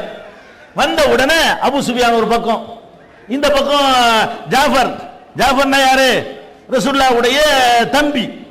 அவர் தலைமையில் தான் அவங்க ஹிஜ்ரத் போயிருக்கிறாங்க. தம்பின்னா சொந்த தம்பி இல்ல, அவங்களுடைய சின்ன பாப்பா அபு தாலிபுடைய மகன், அலியுடைய தம்பின்னு வைங்களேன். அலி ரலியல்லாஹு அன்ஹுடைய கூட பிறந்த தம்பி ஜாஃபர். அவர் தான் அந்த மக்களை ஹிஜ்ரத்துக்கு கூட்டிட்டு போனவர். அவர் தலைமையில் குழுவை கூப்பிட விடுறாங்க. கூப்பிட விட்டு கேட்கிறாங்க, அபு சுஃபியான்ட்ட கேட்கிறாங்க. என்ன கேட்கிறாங்க, இவங்களை வச்சுக்கிட்டே கேட்கிறார். நல்லா கேட்கிறார், சரியான ஆளவர். அவர் மாதிரி இந்த சமுதாயம் அவருக்கு அதனால அல்லாஹ் ஹிதாயத்தை கொடுத்தான். அவர் இந்த மாதிரி நேர்மையை கண்டுபிடிக்கிறதுக்காக வேண்டி அவர் இப்படி விசாரித்த காரணத்தினால் அவர் மூத்தா போகும்போது அல்லாஹ் என்ன செஞ்சான், ஈமான கொடுத்தானா? நபிகள் நாயகம் ஸல்லல்லாஹு அலைஹி வஸல்லம் அவர்கள் வாழுகிற காலத்தில் ஒரு மூத்தா போயிட்டார். பிற்காலத்தில் மதீனாவுல போய் ஆட்சியெல்லாம் நிறுவன உடனே அப்ப யார் மூத்தாவரா, இந்த நஜ்ஜாசி மன்னர் மூத்தாவரார். அல்லாஹ்விடம் இருந்து வஹி மூலமா அது ரசூலுல்லாஹ்வுக்கு தெரிகிறது. உடனே சஹாபாக்கள் எல்லாம் கூப்பிடுறாங்க, சஹாபாக்களே, மூமின்களே, இன்று ஒரு நல்லடியார், ஒரு சாலிகான ஒரு மூமின் இறந்து விட்டார். அவருக்கு தொழுகை நடத்தப்படவில்லை. ஏன்னா அங்க இறந்துட்டாரு. அபிசீனியாவுல யார் இறந்துட்டாரு, நஜ்ஜாசி மன்னர் இறந்து விட்டார். அன்னைக்கு டெலிபோன் கிடையாது, ஃபேக்ஸ் கிடையாது, இந்த செய்தி வந்து கிடைக்கிறதுக்கு வாய்ப்பே இல்லை. அவர் இறந்த செய்தி 3 மாசத்துக்கு அப்புறம் தான் வந்து சேர முடியும். அன்றைக்கு உள்ள தகவல் தொழில்நுட்பத்தை வைத்துக் கொண்டால் அல்லாஹ்விடம் இருந்து வஹீல வருது, இன்னைக்கு அவர் இறந்துட்டார்னு சொல்லி. உடனே சஹாபாக்களை எல்லாம் கூட்டி நபிகள் நாயகம் ஸல்லல்லாஹு அலைஹி வஸல்லம் அவர்கள் என்ன பண்றாங்க, தொழுகை நடத்துறாங்க. ஜனாசா யாருக்கா ஜனாசா தொழுகை நடத்தாமல் அடக்கம் செஞ்சிட்டாங்கன்னா அவருக்காக வேண்டி வேற ஊர்ல உள்ளவங்க ஜனாசா தொழுகை நடத்தலாம். இதுல இருந்து அந்த சட்டத்தை விளங்குறோம். அப்ப அந்த நஜ்ஜாசி மன்னர் அங்க இறந்துட்டாரு, அவர் முஸ்லிமா இறந்தார் அந்த மக்களுக்கு தெரியாது. அவங்க முறைப்படி தொழுகையெல்லாம் இல்லாம கொண்டு போச்சு விட்டாங்க. நாம் அவருக்கு தொழுகை நடத்துவோம், அவர் மூமினாக மரணித்தார் என்று நபிகள் நாயகம் ஸல்லல்லாஹு அலைஹி வஸல்லம் அவர்கள் அவருக்காக வேண்டி ஜனாசா இல்லாமலேயே 4 தக்பீரை சொல்லி சஹாபாக்கள் அணிவகுக்க ஜனாசா தொழுகை நடத்தினார்கள். இந்த ஹிதாயத்தை அல்லாஹ் கொடுத்தான். ஏன் கொடுத்தான்? விசாரித்து அறியணும் நினைச்சாங்க பத்தியா? இவங்களுடைய காசுக்கு மயங்காம இவங்க அவதூறுகளை பரப்பும் பொழுது அதை காதுல கேட்டதெல்லாம் நம்பி ஏமாந்துராம கூப்பிட அவங்கள, நீனு வா சபையில் நேருக்கு நேரம் பேசு, நிரூபிச்சு காட்டு அப்படின்னு சொன்னதுக்காக வேண்டி அல்லாஹ் கொடுத்த கிஃப்ட் என்ன, எது நேர் வழியோ அதன் பக்கம் அல்லாஹ் அவரை செலுத்தினான், மூமினாக அல்லாஹ் ஆக்கினான். ரசூலுல்லாஹ்வுடைய போதனையை நேரடியாக கேட்காமலேயே அல்லாஹ்வுடைய புறத்தில் இருந்து அவருக்கு அந்த நேர்வழி வந்து சென்று அடைந்தது. அவர் கேட்கிறார், என்ன கேட்கிறாரு, அபூ சுஃபியான் கேட்கிறாரு, அபூ சுஃபியான் அவர்களே, நீங்கள் ஒரு ஆளை பத்தி சொல்றீங்கள, நபி என்று சொல்றீங்கள, அவருக்கு எப்படி பாயிண்ட் பிடிக்கிறாருன்னு பாருங்க. ஒரு ஆள் நபின்னு வந்திருக்காருன்னு சொல்றீங்களே, அவருடைய குடும்பத்தில் இதுக்கு முந்தி யாராவது இப்படி வாதிட்டு இருக்கிறார்களா? அவ அப்பாவோ அவ தாத்தாவோ அவ பாட்டனாரோ நானும் நபின்னு யாராவது வாதிட்டு இருக்கிறாங்களா? அபூ சுஃபியான் கேட்கிறார். அபூ சுஃபியான் என்ன பண்றாரு, இல்ல. அவர் சொல்றாரு, யாருமே இப்படி ஆர்குமெண்ட் பண்ணலன்னு சொன்னா இவர் மட்டும் சுயமா பண்ண முடியாது. யாரும் அவர் குடும்பத்தில் ஒருத்தர் இப்படி சொன்னது இல்ல, இவர் தான் முத சொல்றாருன்னு சொன்னா அவர் பக்கம் ஏதோ உண்மை இருக்கிற மாதிரி தெரியுது. யார் சொல்றார்? நஜ்ஜாசி சொல்றார். மறுபடி கேட்கிறார் அபூ சுஃபியான்ட்ட, யஸீதுன அம் யன்குஸூன், அவரோட சேர்ந்தவங்க அதிகமாகிக்கிட்டே போறாங்களா குறைஞ்சிக்கிட்டே போறாங்களா? என்ன கேட்கிறாரு அபூ சுஃபியான்ட்ட கேட்கிறாரு, சரிப்பா நீங்க வந்து அவர் ஒரு நபின்றீங்க, எங்களுக்கு எதிராக வந்திருக்காருன்னு சொல்றீங்க, இருக்கட்டும். அவர்கிட்ட சேர்ந்தவங்க 100ல இருந்து 50 ஆகி, 50ல இருந்து 25 ஆகி, 25 10 ஆகி, இப்படி ஆகிக்கிட்டு இருக்குதா? அல்லது 50 100 ஆகி, 100 200 ஆகி, 200 300 ஆகி, 300 400 ஆகி அதிகரித்துக் கொண்டிருக்கிறதா என்று கேட்கிறார்கள். அப்ப அபூ சுஃபியான் சொல்றாரு, யஸீதுன, இல்ல அதிகமாகி தான் போறாங்க, என்னன்னு தெரியல, கூட்டிட்டு தான் போகுது. அப்படித்தானே இருக்கு. நாங்க மாவட்ட மாநில மாநாடு போட்டா கூட 100 பேர் இருந்த காலமும் இருந்தது. மாநில மாநாடு போடுவோம், எவ்வளவு பேர் இருப்பாங்க? 1980 எடுத்துக்கிட்டீங்கன்னா மாநில மாநாட்டுக்கு 100 பேரு, சாதாரண பப்ளிக் கூட்டத்துக்கு 5000க்கு மேற்பட்டவர்கள் வர்றாங்களே, சத்தியம் வந்து இப்படித்தான் வளரும். ஆனால் இங்க மைனஸ் ஆகல, அங்க மைனஸ், எல்லாம் மைனஸ். மைனஸ் எங்க? தவறான கொள்கையில் இருந்து எல்லாம் மைனஸ் ஆகி கொண்டே இருக்கிறது. சரியான கொள்கை வந்து படிப்படியா பிளஸ் ஆகி கொண்டே இருக்கிறது. அதை கேட்கிறார் நஜ்ஜாஷி, நபிமார்கள் இப்படித்தான் படிப்படியாக அவங்களுடைய தாவா வளரும். நீ சொல்றது சரியா இல்லையா? கரெக்டா தானே இருக்குது. மறுபடி கேட்கிறாரு, யாராச்சும் அவரோட போய் சேர்ந்த ஆள்க, இந்த முகமதோட போய் சேர்ந்த ஆள்க, அவர் சொல்ற மார்க்கத்தினுடைய கொள்கையில குறை கண்டு மதம் மாறி திரும்பிட்டாங்களா கேட்கிறாரு. இல்ல, இதுவரைக்கும் இல்ல அப்படிங்கிறார் அந்த ஆள். சரி, அப்புறம் என்ன, வேற என்னதான் அவர் மக்களுக்கு சொல்றார்? சொல்றாருன்னு உடனே அபூ சுஃபியான் சொல்றாரு, பொய் சொல்லாதீங்கிறாரு, சொந்தக்காரங்களை அனுசரிங்கிறாரு, சுயமரியாதையோட வாழணும்னு சொல்றாரு, தர்ம உணர்வு வேண்டும் என்று சொல்கிறார். இதைத்தான் எங்களுக்கு சொல்றாரு. அதே நேரத்தில் அவருக்கும் எங்களுக்கும் ஒரு அக்ரிமெண்ட் இப்ப போட்டிருக்கிறோம். அந்த அக்ரிமெண்ட்ல வந்து அவர் எப்படி நடக்குவார்னு எங்களுக்கு தெரியல என்று ஒரு வார்த்தையை சேர்த்து சொல்றாரு. சொல்லிட்டு அவர் பிற்காலத்தில் இஸ்லாத்தில் வந்த பிறகு சொல்றாரு, ரசூலுல்லாஹ்வுக்கு எதிராக எதையாவது சொல்லலாம் நான் ஐடியா பண்ணி பார்த்தேன். இந்த ஒரு வார்த்தையை தான் என்னால் சொல்ல முடிஞ்சு. எந்த வார்த்தை? இன்னைக்கு ஒரு அக்ரிமெண்ட் போட்டிருக்கிறோம், அது அநேகமா மீறினால் மீறிடுவார் என்பதை தவிர நபிகள் நாயகத்துக்கு எதிராக என்னால் ஒண்ணுமே சொல்ல முடியல அப்படிங்கிறார். அவர் பத்தினியாய் இருந்தார், ஒழுக்கமுள்ளவராய் இருந்தார், அதிசயமான முறையில் ஈசா பிறந்தார், அவர் அல்லாஹ்வுடைய அடிமை, அதே நேரத்தில் அல்லாஹ்வுடைய மகன் இல்ல, தெளிவா அடிக்கிறாங்க. அதுக்கான வளைஞ்சிரல. குர்ஆன்ல உள்ள பிரகாரம் ஜாபர் இப்னு அபி தாலிப் அவர்கள் இந்த மேட்டர் எடுத்து வைக்கிறார்கள். அப்பதான் அவர் வழங்குது, ஆஹா கரெக்டாக சொல்றாரு, சரியான விஷயத்தானே சொல்லியிருக்கிறாரு, நீங்கள் போங்கள் விரட்டி விடுறாரு. யார?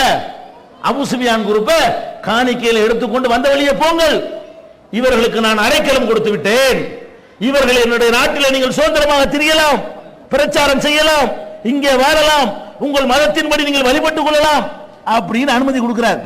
எதுக்கு சொல்றேன் தெரியுமா? இத நபிகள் நாயகம் ஸல்லல்லாஹு அலைஹி வஸல்லம் உடைய சஹாக்கள் தோழர்கள் சத்தியத்தை மக்கள்கிட்ட எடுத்து சொல்ற நேரத்தில் எப்படி திசை திருப்பினாங்க?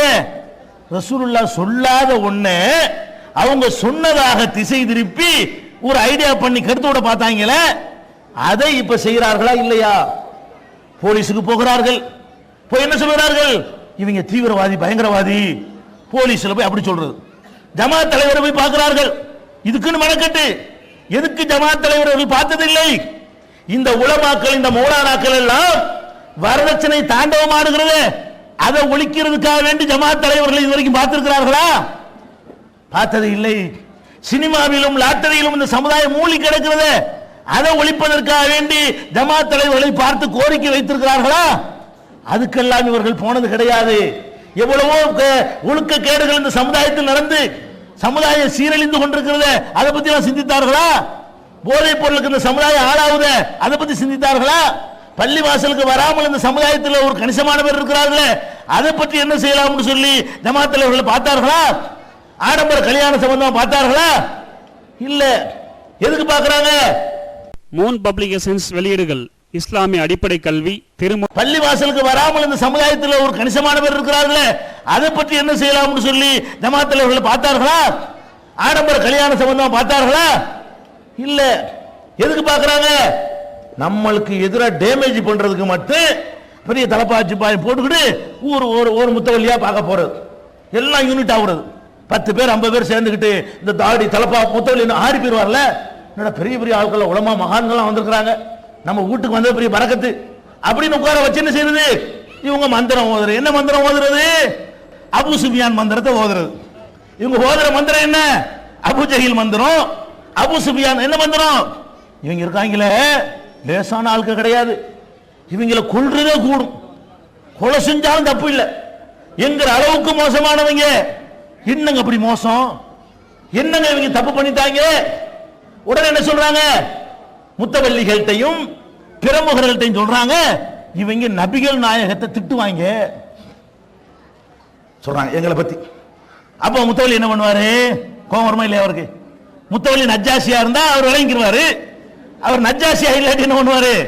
அவர் நஜ்ஜாசியா இல்லாம அவர் ஒரு அபூஜஹல் மாதிரி இருந்தாருன்னா அவர் என்ன பண்ணுவாரு? ஓ, ரசூலுல்லாஹ் திட்டுவாங்களா, அப்ப இவங்களை விடக்கூடாது. இதானுங்க மேட்ரு. இப்ப உசுப்பி விடுறீங்களே, நபிகள் நாயகத்தை நாங்கள் சொன்னோமா? எப்படி சொல்றோம்?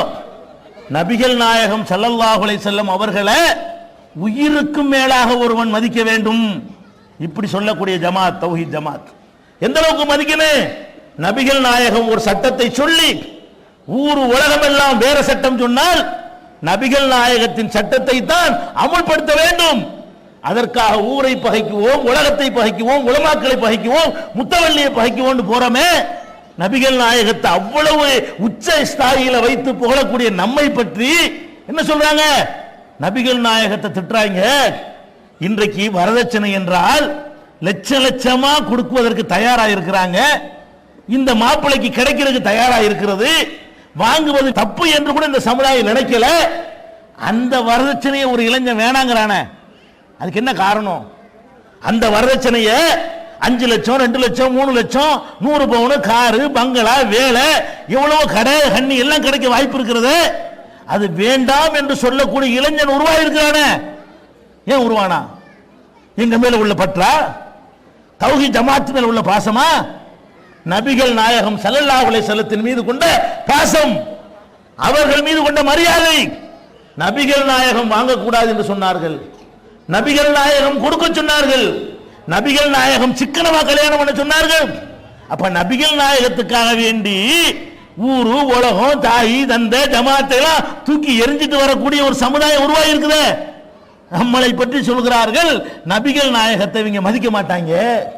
யார் தான் மதிப்பாகலாம்? தான் மதிப்பாகலாம். நபிகள் நாயகம் எப்படி மதிப்பாக? இதே சென்னையில் நாங்கள் பார்த்தோம். நீங்க எப்படி மதிச்சீங்கன்னு மீலாது விழா ஊர்வலம் போட்டீங்களே, நாங்க பார்க்காத உங்களுடைய ஊர்வலங்களா? இதே சென்னையில மீலாது விழா ஊர்வலம் எத்தனை ஊர்வலம் பார்த்திருக்கிறோம். ஊர்வலம் எப்படி போவாங்க? மத்தியானம் லோகருக்கு பிறகு ஊர்வலம் கிளம்பும். எப்படி போவாங்க? முன்னாடி 2 குதிரை, அதுக்கு முன்னாடி 2 யானை, யானைக்கு மேல மீலாது கமிட்டி தலைவர், அவர் கையில் ஒரு கோடி, பின்னாடி உள்ளவர்கள் என்ன செய்யறது? தொண்டர்கள் பேர்ல வேட்டியை மடிச்சு தொடைக்கு மேல கட்டிக்கிட்டு முக்காவாசி போதையில் இருந்துகிட்டு இந்த படை மீலாது விழா, இந்த படை போதுமா அந்த படை போதுமா? நாங்க பார்க்கல இந்த மீலாது விழாவை, போய்கிட்டே இருக்கிறீங்கல்ல. மீலாது ஊர்வலம்ங்கிற பேர்ல இதான் நபிகள் நாயகம் காட்டி தந்த தண்ணியில மிதக்கிறதா மீலாது விழாவா? இதுக்கு யார் உலமாக்கள் பேச்சாளர்கள் இதுல போய்கொண்டே இருப்பார்கள். பள்ளிவாசல் வரும், அசருக்கு பாங்கு சொல்வார்கள், மீலாது போய்கொண்டே இருக்கும். மகரிபுக்கு வரும், ஊர்வலம் போகும், அங்க ஒரு பள்ளிவாசல் வரும், அங்க ஒரு மகரிபு பாங்கு சொல்வார்கள். மீலாதுல கொண்டாடுறாங்க. தொழுகையில முக்கியமா? மீலாது கொண்டாடுறோம்ல, போய்கிட்டே இருப்பாங்க. யாரு? மேலே ஏறி உட்கார்ற யானையில உட்கார்றவரும் போய்கிட்டு இருப்பாரு தலைவர், பின்னாடி வர்ற மக்களும் போய்கிட்டு இருப்பார்கள். அசர் வரும், மகரிபு வரும், அதெல்லாம் உங்களுக்கு கிடையாது. இவங்க யாரா? இவங்கதான் மீலாது ரசூலுல்லாஹ் மதிக்கிறார்களாம். நபிகள் நாயகம் ஸல்லல்லாஹு அலைஹி வஸல்லம் அவர்கள் தொழுகையில விரலை அசைத்தார்கள் என்று ஆதாரம் இருக்குதா? நீ அடிச்சாலும் உதைச்சாலும் அதை நாங்க செய்வோம். ஏன் செய்வோம்? கிறுக்கன் அடி வாங்குறதுக்கு நாங்க பைத்தியக்காரங்களா? ஏன் அடி வாங்குறோம்? நபிகள் நாயகம் செஞ்சார்கள் என்றால் அதை நிலைநாட்டுவதற்காக நீ எவ்வளவு அடி கொடுத்தாலும் நாங்கள் வாங்குவோம், அதை விட மாட்டோம். அடிய வேண்டாம் வாங்கிக்கிறோமே தவிர அந்த சுண்ணத்தை விட மாட்டோம் நிக்கிறோமே, அதுக்கு கூட என்ன காரணம்? நபிகள் நாயகத்தின் மீது கொண்ட பாசம் காரணம் இல்லையா? மௌலுது. அடுத்து என்ன? நபிகள் நாயகத்தை மதிக்கிறது என்ன? மௌலுது ஓதுவார்கள். என்ன மௌலுது? எங்க வீட்டுல ரசூலுல்லாஹ் புகழணும் வாங்க, வந்து ஓதிட்டு போக வேண்டியதானே. ரசூலுல்லாஹ் மதிக்கிறாங்களா? எப்படி? எவ்வளவு தருவிய? மீலா மௌலுது ஓத கூப்பிட்டா நீ ரசூலுல்லாஹ் தானே புகழ்ற, உண்மையா நீ புகழ்றாளான்னு என்ன பண்ணனு? காசு இல்லாம அல்லாஹ்வுக்காக அல்லாஹ்வுடைய ரசூல் மீது உள்ள முகப்பத்துக்காக வேண்டி வந்து புகழ வேண்டியதானே. இந்த அஜர்த்துமார்களை மௌலுது கூப்பிடுங்க, என்ன கேட்பாங்க? எவ்வளவு தருவீங்க? பணக்காரனுக்கு ஒரு மௌலுது, ஏழைக்கு ஒரு மௌலுது, 200 ரூபாய்க்கு ஒரு மௌலுது, 25 ரூபாய்க்கு மௌலுது. பணக்கார வீட்டுக்கு போனா ராத்திரிக்கு ஆரம்பிக்கிற மௌலுது சுபஹ் வரைக்கும். ஏழை வீட்டுக்கு போனா 5 நிமிஷம் கூட ஆகாது. ஏன்னா பாத்தியா? இது இதான் ரசூலுல்லாஹ் மதிக்கிறதா? நீங்க ரசூலுல்லாஹ் மதிக்கிறீங்க, நாங்க ரசூலுல்லாஹ் மதிக்கல. அப்ப நபிகள் நாயகம் ஸல்லல்லாஹு அலைஹி வஸல்லத்தை மதிக்கிறதா என்ன? நோட்டீஸ் அடிச்சு விட்டா மதிக்கிறதா? மேடையில போட்டு பாராட்டி பேசினால் மதிக்கிறதா? ரசூலுல்லாஹ்வை நீங்கள் மதிக்கிற நெசமா இருந்தால் அவங்க சொன்னபடி வாழ்ந்து காட்டுங்க. அவங்க எதையெல்லாம் செய்ய சொன்னார்களோ உங்களுடைய தொழுகை அவர்கள் சொன்னபடி இருக்க வேண்டும், உங்கள் நோன்பு அவர்கள் சொன்னபடி இருக்க வேண்டும், உங்கள் ஹஜ்ஜி அவர்கள் சொன்னபடி இருக்க வேண்டும், உங்கள் வியாபாரம் அவர்கள் சொன்னபடி இருக்க வேண்டும், உங்கள் கல்யாணம் அவர்கள் சொன்னபடி இருக்க வேண்டும், உங்கள் கர்மாதி அவர்கள் சொன்னபடி இருக்க வேண்டும், உங்களுடைய பழக்க வழக்கங்கள் அவர்கள் சொன்னபடி. இதுலங்க ரசூலுல்லாஹ் மதிக்கிறது. இதை செய்யுங்கன்னு சொல்லக்கூடிய நாங்க ரசூலுல்லாஹ் அவமதிக்கிறோமா? இவர்கள் என்ன செய்கிறார்களா? காசுக்கு மௌலித் ஓதக்கூடியவர்களும் நபிகள் நாயகத்தினுடைய கொள்கையை குழி தோண்டி புதைக்கிற வகையில் அரபியில சில பாடல்களை எழுதி வைத்துக் கொண்டு நபிகள் நாயகன் இருந்தாங்கன்னு வைங்க, அருவாள் எடுத்து ஒரே வெட்ட வெட்டி போடுவாங்க. அந்த ஆளுகளை இந்த மௌலிதை கேட்டால், அந்த மௌலிதுடைய வாசகத்தை கேட்டால் நபிகள் நாயகம் கண்கள் சிவக்க தூக்கி போட்டு மிதிப்பார்கள் இவர்களை. அந்த மாதிரி அசிங்கமான ஆபாசமான நபிகள் நாயகத்தை கேவலப்படுத்தக்கூடியதை எல்லாம் அரபியில மௌலிது என்ற பெயரால் எழுதி வைத்துக் கொண்டு படிக்கிறாங்களே, காசுக்காக வேண்டி கூலிக்காக வேண்டி படிக்கக்கூடியவர்கள் ரசூலுல்லாஹ் மதிக்கிறாங்களா? அவங்கள பின்பற்றுங்கப்பா என்று சொல்லக்கூடிய நாங்க ரசூலுல்லாஹ் அவமதிக்கிறோமா? இப்படியாக ஈசா நபியை பற்றி நஜ்ஜாஷியிடத்திலே அபூ சுஃபியான் போட்டது போலத்தான் உங்களிடத்திலே வந்து போடுகிறார்கள். நபிகள் நாயகம் ஸல்லல்லாஹு அலைஹி வஸல்லம் அவர்களை பற்றி எங்கள் மதிப்பீடு என்ன? தெளிவாக சொல்கிறோம். எங்கள் தாய் சொன்னாலும், எங்கள் தகப்பன் சொன்னாலும், எங்களுடைய ஊர் சொன்னாலும், உலகம் சொன்னாலும், அரசாங்கம் சொன்னாலும் அது நபிகள் நாயகத்திற்கு எதிராக இருக்குமேயானால் நாங்கள் நபிகள் நாயகத்தின் பக்கம் நிற்போமே தவிர இந்த அத்தா பக்கமோ அம்மா பக்கமோ ஆத்தா பக்கமோ அஜர்த்து பக்கமோ ஊர் பக்கமோ உலகத்து பக்கமோ நிக்க மாட்டோம். இதுக்கு மேல எப்படி மதிக்க சொல்றீங்க? இதுக்கு மேல எப்படி நபிகள் நாயகத்தை மதிக்கிறது? சஹாபாக்கள் இப்படித்தான் மதித்தார்கள். இதை சொன்னா ஈசா நபி விஷயத்தை மாதிரி திசை திருப்ப பார்க்கிறார்கள். அதே மாதிரி என்ன பண்றோம்? அடுத்து என்ன பண்றாங்க? இமாம்களை திட்டுகிறார்கள். எந்த இமாமை திட்டணும்? அபூ ஹனீஃபா இமாமை திட்டணுமா? ஷாஃபி இமாமை திட்டணுமா? மாலிக் இமாமை திட்டணுமா? ஹம்பலி இமாமை திட்டணுமா? ஒரு இமாமை நாங்கள் திட்டவில்லை. நாங்கள் என்ன போதனையை சொல்கிறோம் என்றால், நீங்கள் சொல்லக்கூடிய மதுஹபுகளுக்கும் அந்த இமாம்களுக்கும் சம்பந்தம் இல்லை. நாங்கள் உங்களுக்கு என்ன சொல்ல வர்றோம்? இமாம்கள் நீங்க சொல்றீங்களே, அபூ ஹனீஃபா இமாம் இப்ப இருந்தால், ஷாஃபி இமாம் இருக்க முடியாது, போனது தான் வர முடியாது ஒரு பேச்சுக்கு. ஷாஃபி இமாம் நம்ம காலத்தில் வாழ்ந்தால், அல்லது அஹ்மத் இப்னு ஹம்பல் இங்க இப்ப வாழ்ந்தால், மாலிக் இமாம் இப்ப வாழ்ந்தால், தமிழ்நாடு தௌஹீத் ஜமாஅத்துடைய தலைவராக அவர்கள் தான் இருப்பார்கள். தெரிஞ்சுக்கிறோம். ஏன்?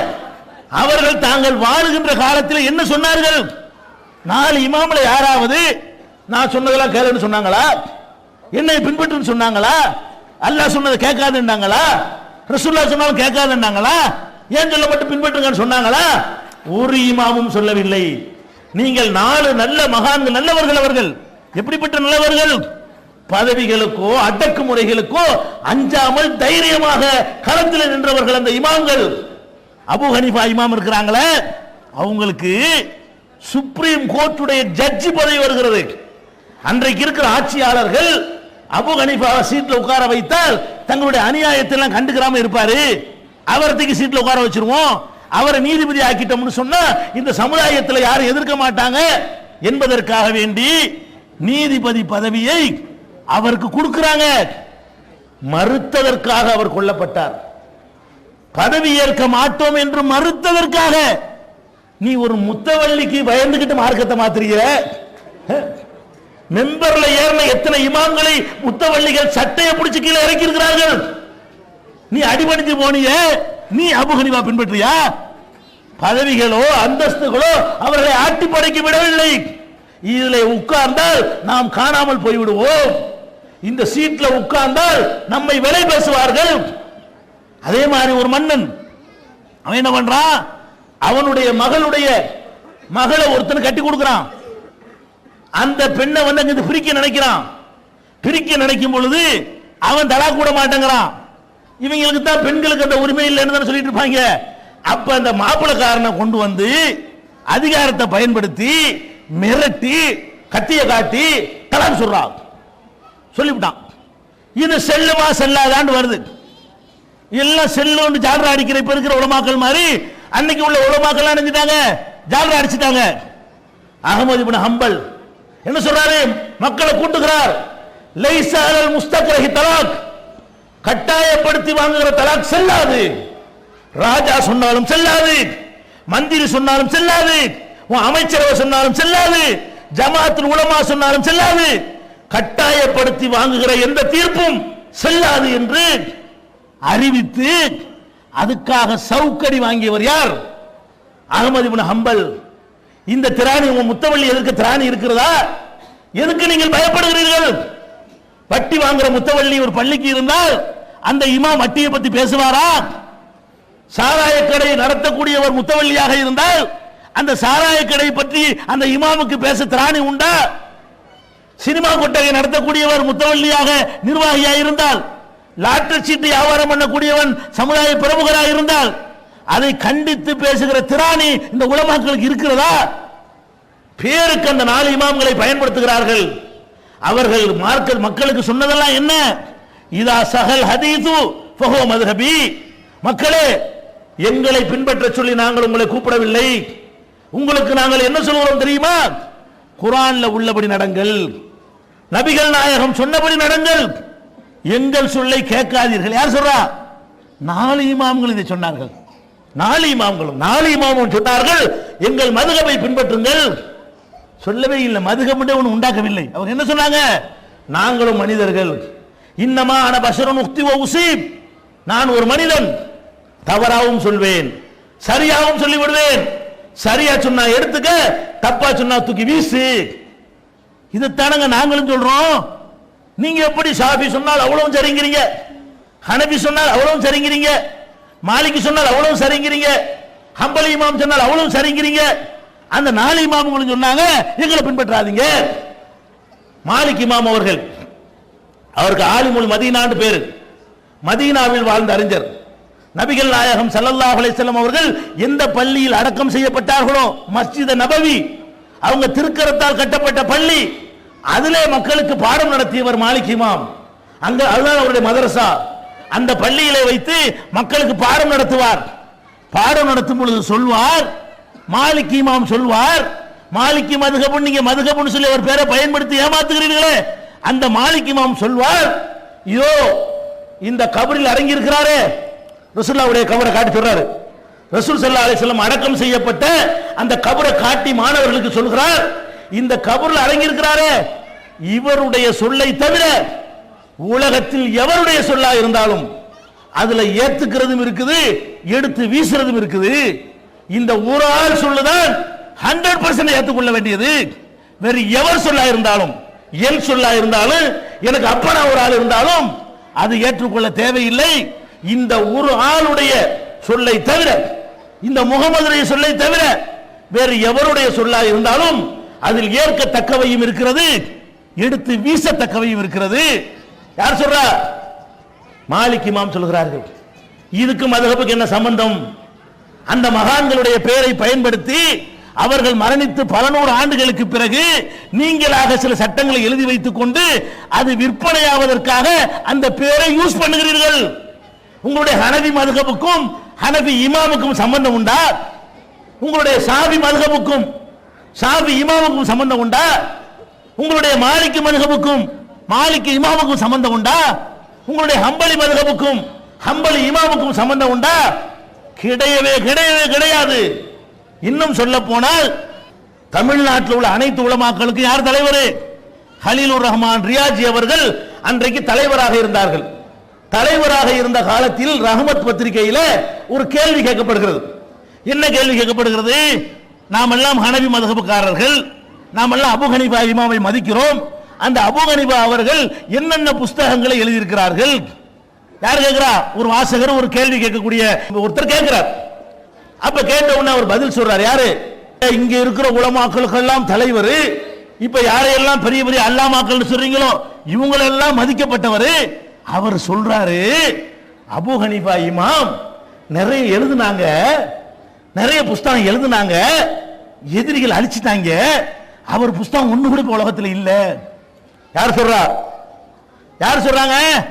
ஜமாஅத் உலமாவுடைய தலைவர் சொல்றாரு. என்ன சொல்றாரு? அபு ஹனீஃபா கிதாபு ஒண்ணு உலகத்தில் இல்ல, அவர் எழுதின கிதாபே உலகத்தில் இல்லைன்னா ஹனபி மதம்னா என்னப்ப? அடே, அவர் எழுதின கிதாபே இல்லைங்கிறீங்க, அப்புறம் ஹனபி மதம்ங்கிற என்ன? பிந்தி வந்தவன் அவனா விட்டு அடிச்சது, பாயிண்ட் விளங்குதா?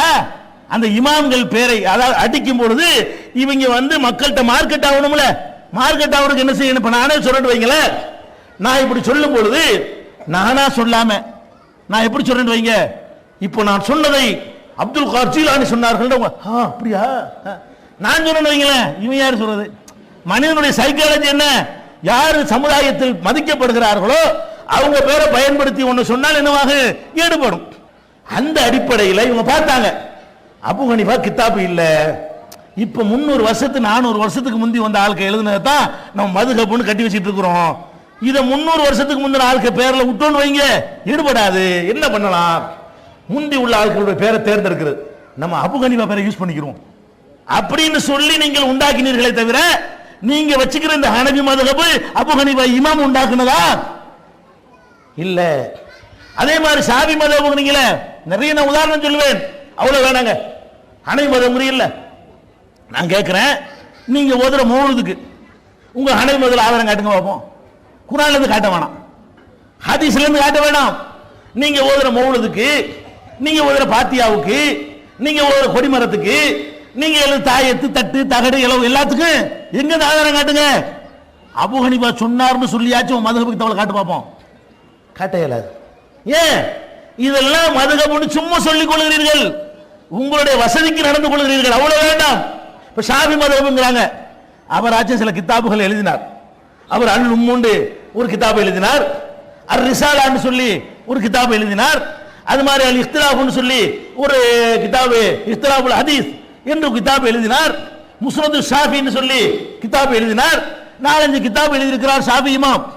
ஆனால் ஷாஃபி மதுஹபுக்கு அந்த கிதாபுக்கு சம்பந்தம் இருக்காண்டா கிடையாது. ஷாஃபி இமாம் என்ன சொல்றாங்க? சின்ன உதாரணம், ஜும்மா இருக்குல்ல, ஜும்மாவுக்கு ஷாஃபி மதுஹபுல உள்ளவங்க எத்தனை பாங்க சொல்றாங்க? எத்தனை பாங்க சொல்றாங்க? 2 பாங்க சொல்றாங்க. ஹனஃபி அப்படிதான் சொல்றாங்க. ஜும்மா தொழுகைக்கு வந்து முதல்ல ஒரு பாங்க சொல்லிடுவாங்க, இமாம் மெம்பர்ல ஏறி உட்கார்ந்தோன்னு இன்னொரு பாங்க சொல்லுவாங்க. இத ஹனஃபியும் சொல்றாங்க, ஷாஃபியும் சொல்றாங்க, மாலிகியும் சொல்றாங்க, ஹம்பலியும் சொல்றாங்க. ஆனா அல்லாஹ்வுடைய ரசூல் இப்படி சொன்னது இல்லை. அல்லாஹ்வுடைய ரசூல் எப்படி செஞ்சாங்க? நபிகள் நாயகம் ஸல்லல்லாஹு அலைஹி வஸல்லம் காலத்தில் ஜும்மாவுக்கு ஒரு பாங்கு தான் சொல்லப்பட்டது, அபூபக்கர் காலத்தில் ஜும்மாவுக்கு ஒரு பாங்கு தான் சொல்லப்பட்டது, உமர் காலத்தில் ஜும்மாவுக்கு ஒரு பாங்கு தான் சொல்லப்பட்டது என்று சஹீஹுல் புகாரியில ஆதாரப்பூர்வமாக பதிவு செய்யப்பட்டிருக்கிறது. ஷாஃபி இமாம் அவர்கள் தன்னுடைய உம்மு என்ற கிதாபில ஒரு பாயிண்ட் எடுத்து வைக்கிறாங்க. என்ன வைக்கிறாங்க? ஜும்மாவுக்கு 2 பாங்கு சில பேர் சொல்கிறார்கள், அது சரியில்லை. நான் எதை தேர்ந்தெடுக்கிறேன் என்று சொன்னால், எது நபிகள் நாயகத்தின் காலத்தில் இருந்ததோ, எது அபூபக்கர் காலத்தில் இருந்ததோ, எது உமர் காலத்தில் இருந்ததோ அந்த முறையை தான் நான் தேர்ந்தெடுக்கிறேன். யார் சொல்றா? ஷாஃபி இமாம் சொல்கிறார். ஷாஃபி மதுஹபுக்காரர்கள் 2 பாங்கு சொல்றார்கள். ஷாஃபி இமாம் சொன்னார் ஒரு பாங்கு சொல்லி எழுதி வைத்திருக்கிறார். கதை இல்ல, கற்பனை இல்ல. அல் உம்முங்கிற கிதாபு என்னிடத்தில் கூட இருக்கிறது. எங்கள் தௌஹீத் உலமாக்கள் அத்தனை பேர் அதை வைத்திருக்கிறோம், உங்கள் மதரசாக்கள் வைத்திருக்கிறீர்கள். ஷாஃபி இமாம் எழுதிய கிதாபில் என்ன இருக்கிறது? ஜும்மாவுக்கு ஒரு பாங்கு என்று இருக்கிறது. ஷாஃபி மதுஹப் என்று நீங்கள் பின்னாடி எழுதிக்கிட்டீங்களே, அதுல எழுதி வச்சுக்கிறீங்க 2 பாங்கு. அப்ப ஷாஃபி இமாமுக்கு சம்பந்தம் இருக்கா? எங்கெங்க நாங்க இமாம திட்டுறோம், இமாம்களை நீ திட்டாதேங்கிறோம். நாங்க என்ன சொல்ல வர்றோம்? இமாம்கள் பேரால அசிங்கத்தை. சின்ன உதாரணம் நான் கேட்கிறேன், நான் சில சட்டங்களை சொல்றேன், இத வந்து ஒரு அந்த இமாம் சொல்லியிருப்பாரான்னு நீங்க உங்க மூளையை கொண்டு சிந்திச்சு பாருங்க. இது எந்த உலமாட்டையும் போய் கேட்க வேணாம், இப்படி உலமா சொல்லியிருப்பாங்க. அபு ஹனீஃபா அப்படி சொல்லியிருப்பாங்களா? இப்ப ஹனீஃபா ஒரு பள்ளியாசல்ல பேசிமாம் சேர்க்க போறோம். பேசிமாம் சேர்த்தா என்ன செய்வோம்? ஒரு வாட்ட சட்டமா இருக்காரான்னு பாப்பீங்க, கிராத்து நல்லா இருக்கான்னு பாப்பீங்க, நல்லா ஓதுவாரான்னு பாப்பீங்க, பயான் நல்லா பண்ணுவாரான்னு பாப்பீங்க. இதைத்தான் நீங்க பாப்பீங்க. ஆனால் ரசூல் மதுஹப் கிதாபுல எப்படி எழுதி வச்சுக்கிறாங்க தெரியுமா? ஒரு ஆளை பேசி மாமா சேர்க்கிறதா இருந்தா அதற்கான தகுதிகள் இதுல இருக்கு, மதுஹப் கிதாபுல இருக்குது. அபு ஹனீஃபா பேர்ல எழுதி வச்சுக்கிறாங்களே, அந்த கிதாபுல இருக்கிறது. பேசி மாமா சேர்க்கக்கூடியவர் வந்து சும்மல் அக்பரு ரஸன், பேசி மாமுக்கு மண்டை பெருசா இருக்க வேண்டும். கிதாபுல மதுஹப் கிதாபுல இருக்குது. எதுல இருக்குது? நான் சொல்லக்கூடிய இந்த சட்டம் ஹனபி மதுஹபுடைய துருல் முக்தார்ங்கிற கிதாபுல இருக்கிறது. யாரும் மறுக்க இயலாது. மறுத்த டெக்ஸ்டோட எடுத்தோம்னா ஜெராக்ஸ் எடுத்து கையில தர்றேன், ஆபீஸ்ல வந்து நாளைக்கு வாங்கிக்கிறங்க. என்ன இருக்கிறது? திருக்குரான் தமிழாக்கம் பி ஜெய்னுல் ஆபிதீன். வெளிவந்து விட்டது 8வது அனைவருக்கும் புரியும் எளிய நடை, தேவைப்படும் வசனங்களுக்கு தெளிவான விளக்கங்கள், கலை சொற்களின் விளக்கங்கள், திருக்குரான் எவ்வாறு அருளப்பட்டது, எவ்வாறு தொகுக்கப்பட்டது என்பது குறித்து முழுமையான விளக்கம். நபிகள் நாயகம் ஸல்லல்லாஹு அலைஹி வஸல்லம் காலம் முதல் இன்று வரை குர்ஆன் பாதுகாக்கப்பட்ட வரலாறு, திருக்குரான் இறைவனின் வார்த்தைகள் என்பதற்கான அடுக்கடுக்கான ஆதாரங்கள், முந்தைய பதிப்புகளை விட மெருகூட்டப்பட்ட செய்திகள், கூடுதலான பக்கங்கள், அழகிய வடிவமைப்பு, உயர்தரமான பைண்டிங். விலை ரூபாய் 300 மட்டுமே. வெளியீடு மூன் பப்ளிகேஷன், நம்பர் 83/3, முதல் மாடி, மூர்தரு, மண்ணடி, சென்னை 1. போன் 65690810. எதுல இருக்குது? நான் சொல்லக்கூடிய இந்த சட்டம் ஹனபி மதுஹபுடைய துருல் முக்தார்ங்கிற கிதாபுல இருக்கிறது. யாரும் மறுக்க இயலாது. மறுத்த டெக்ஸ்டோட எடுத்து நான் ஜெராக்ஸ் எடுத்து கையில தர்றேன். ஆபீஸ்ல வந்து நாளைக்கு வாங்கிக்கிறங்க. என்ன இருக்கிறது? சும்மல் அக்பரு ராசன், பேசிமாமாக ஒரு ஆள் வர்றதா இருந்தால் அவருக்கு மண்டை பெருசா இருக்க வேண்டும். ஹனபி கிதாபுல இருக்குது. மார்சால ஓதி கொடுக்குறாங்க. இதை படிச்சு தான் மௌலவியின் பட்டம் வாங்குறாங்க. இதை மறுக்க இயலாது. நான் கேட்கிறேன், நீங்களே சிரிக்கிறீங்கள, இது அபு ஹனீஃபா சொல்லியிருப்பாரா? உங்களுக்கே கிறுக்குத்தனம்னு படுத. இது அபு ஹனீஃபா சொன்னார்னு அவருடைய அந்தஸ்து இறங்கி போயிருதா? இப்படி என்றால் சொல்லி அவரு பெரிய அறிஞர் நினைக்கிறோம். மண்டை பெருசா சூப்பா போட போறாரு. மண்டை ஆட்டு தலையை மண்டை பெருசா இருக்கணும். ஏன் சூப் போட்டு குடிக்கிறதுக்கு பெருசா இருக்கணும். மனுஷன் தலைக்கு பெருசா இருக்கணும். இந்த மண்டை பெருசா இருக்கணுங்கிறாரு. இவர் என்ன ஒரு இமாமா, ஒரு கோமாளியா அப்படி நினைப்பீங்களா இல்லையா? அப்ப இந்த இமாமின் பெயர்ல இப்படி கட்டுக்கதை எழுதி வச்சாங்களே, இவங்க அவரை கேவலப்படுத்துறாங்களா? இது பொய். அந்த அறிஞர், அந்த மேதை இப்படி கிறுக்குத்தனமா சொல்லல என்பவர்கள் இமாமை மதிக்கிறோமா? சொல்லுங்க பாப்போம்.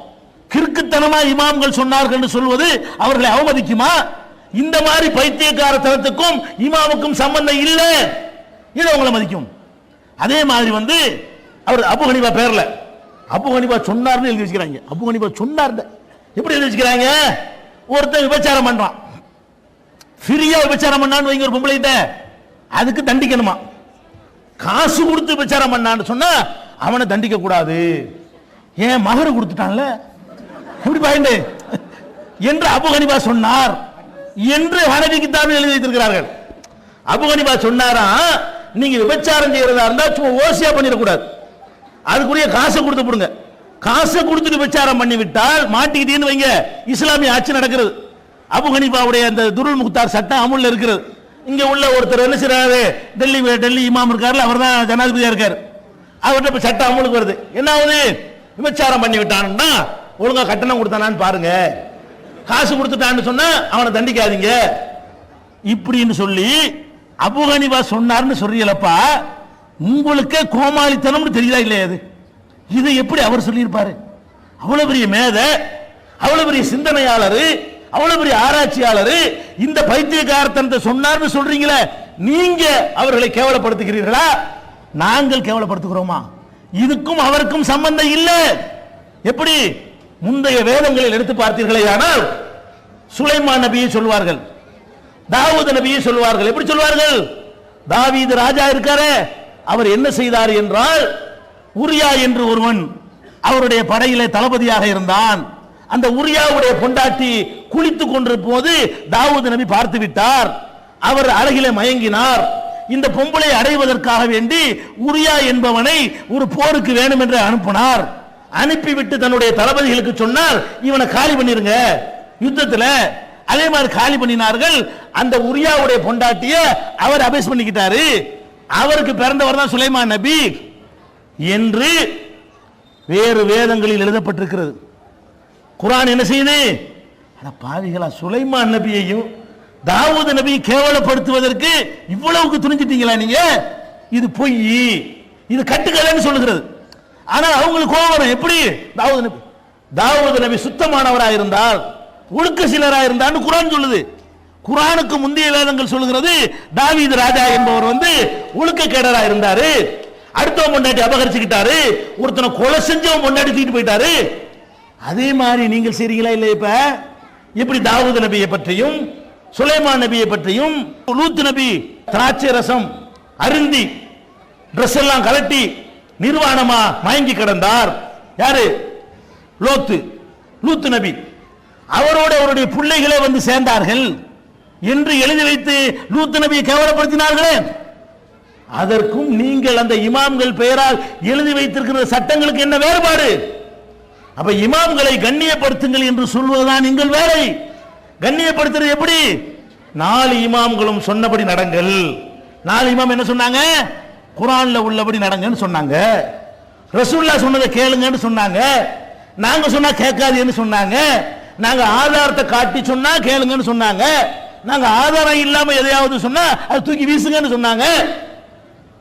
இத சொன்னால் என்ன செய்யறாங்க? முத்தவள்ளிகள்கிட்ட போய் பொதுமக்கள்கிட்ட போய் இமாம்களை அந்த தியாகம் இவர்களுக்கு வருமா?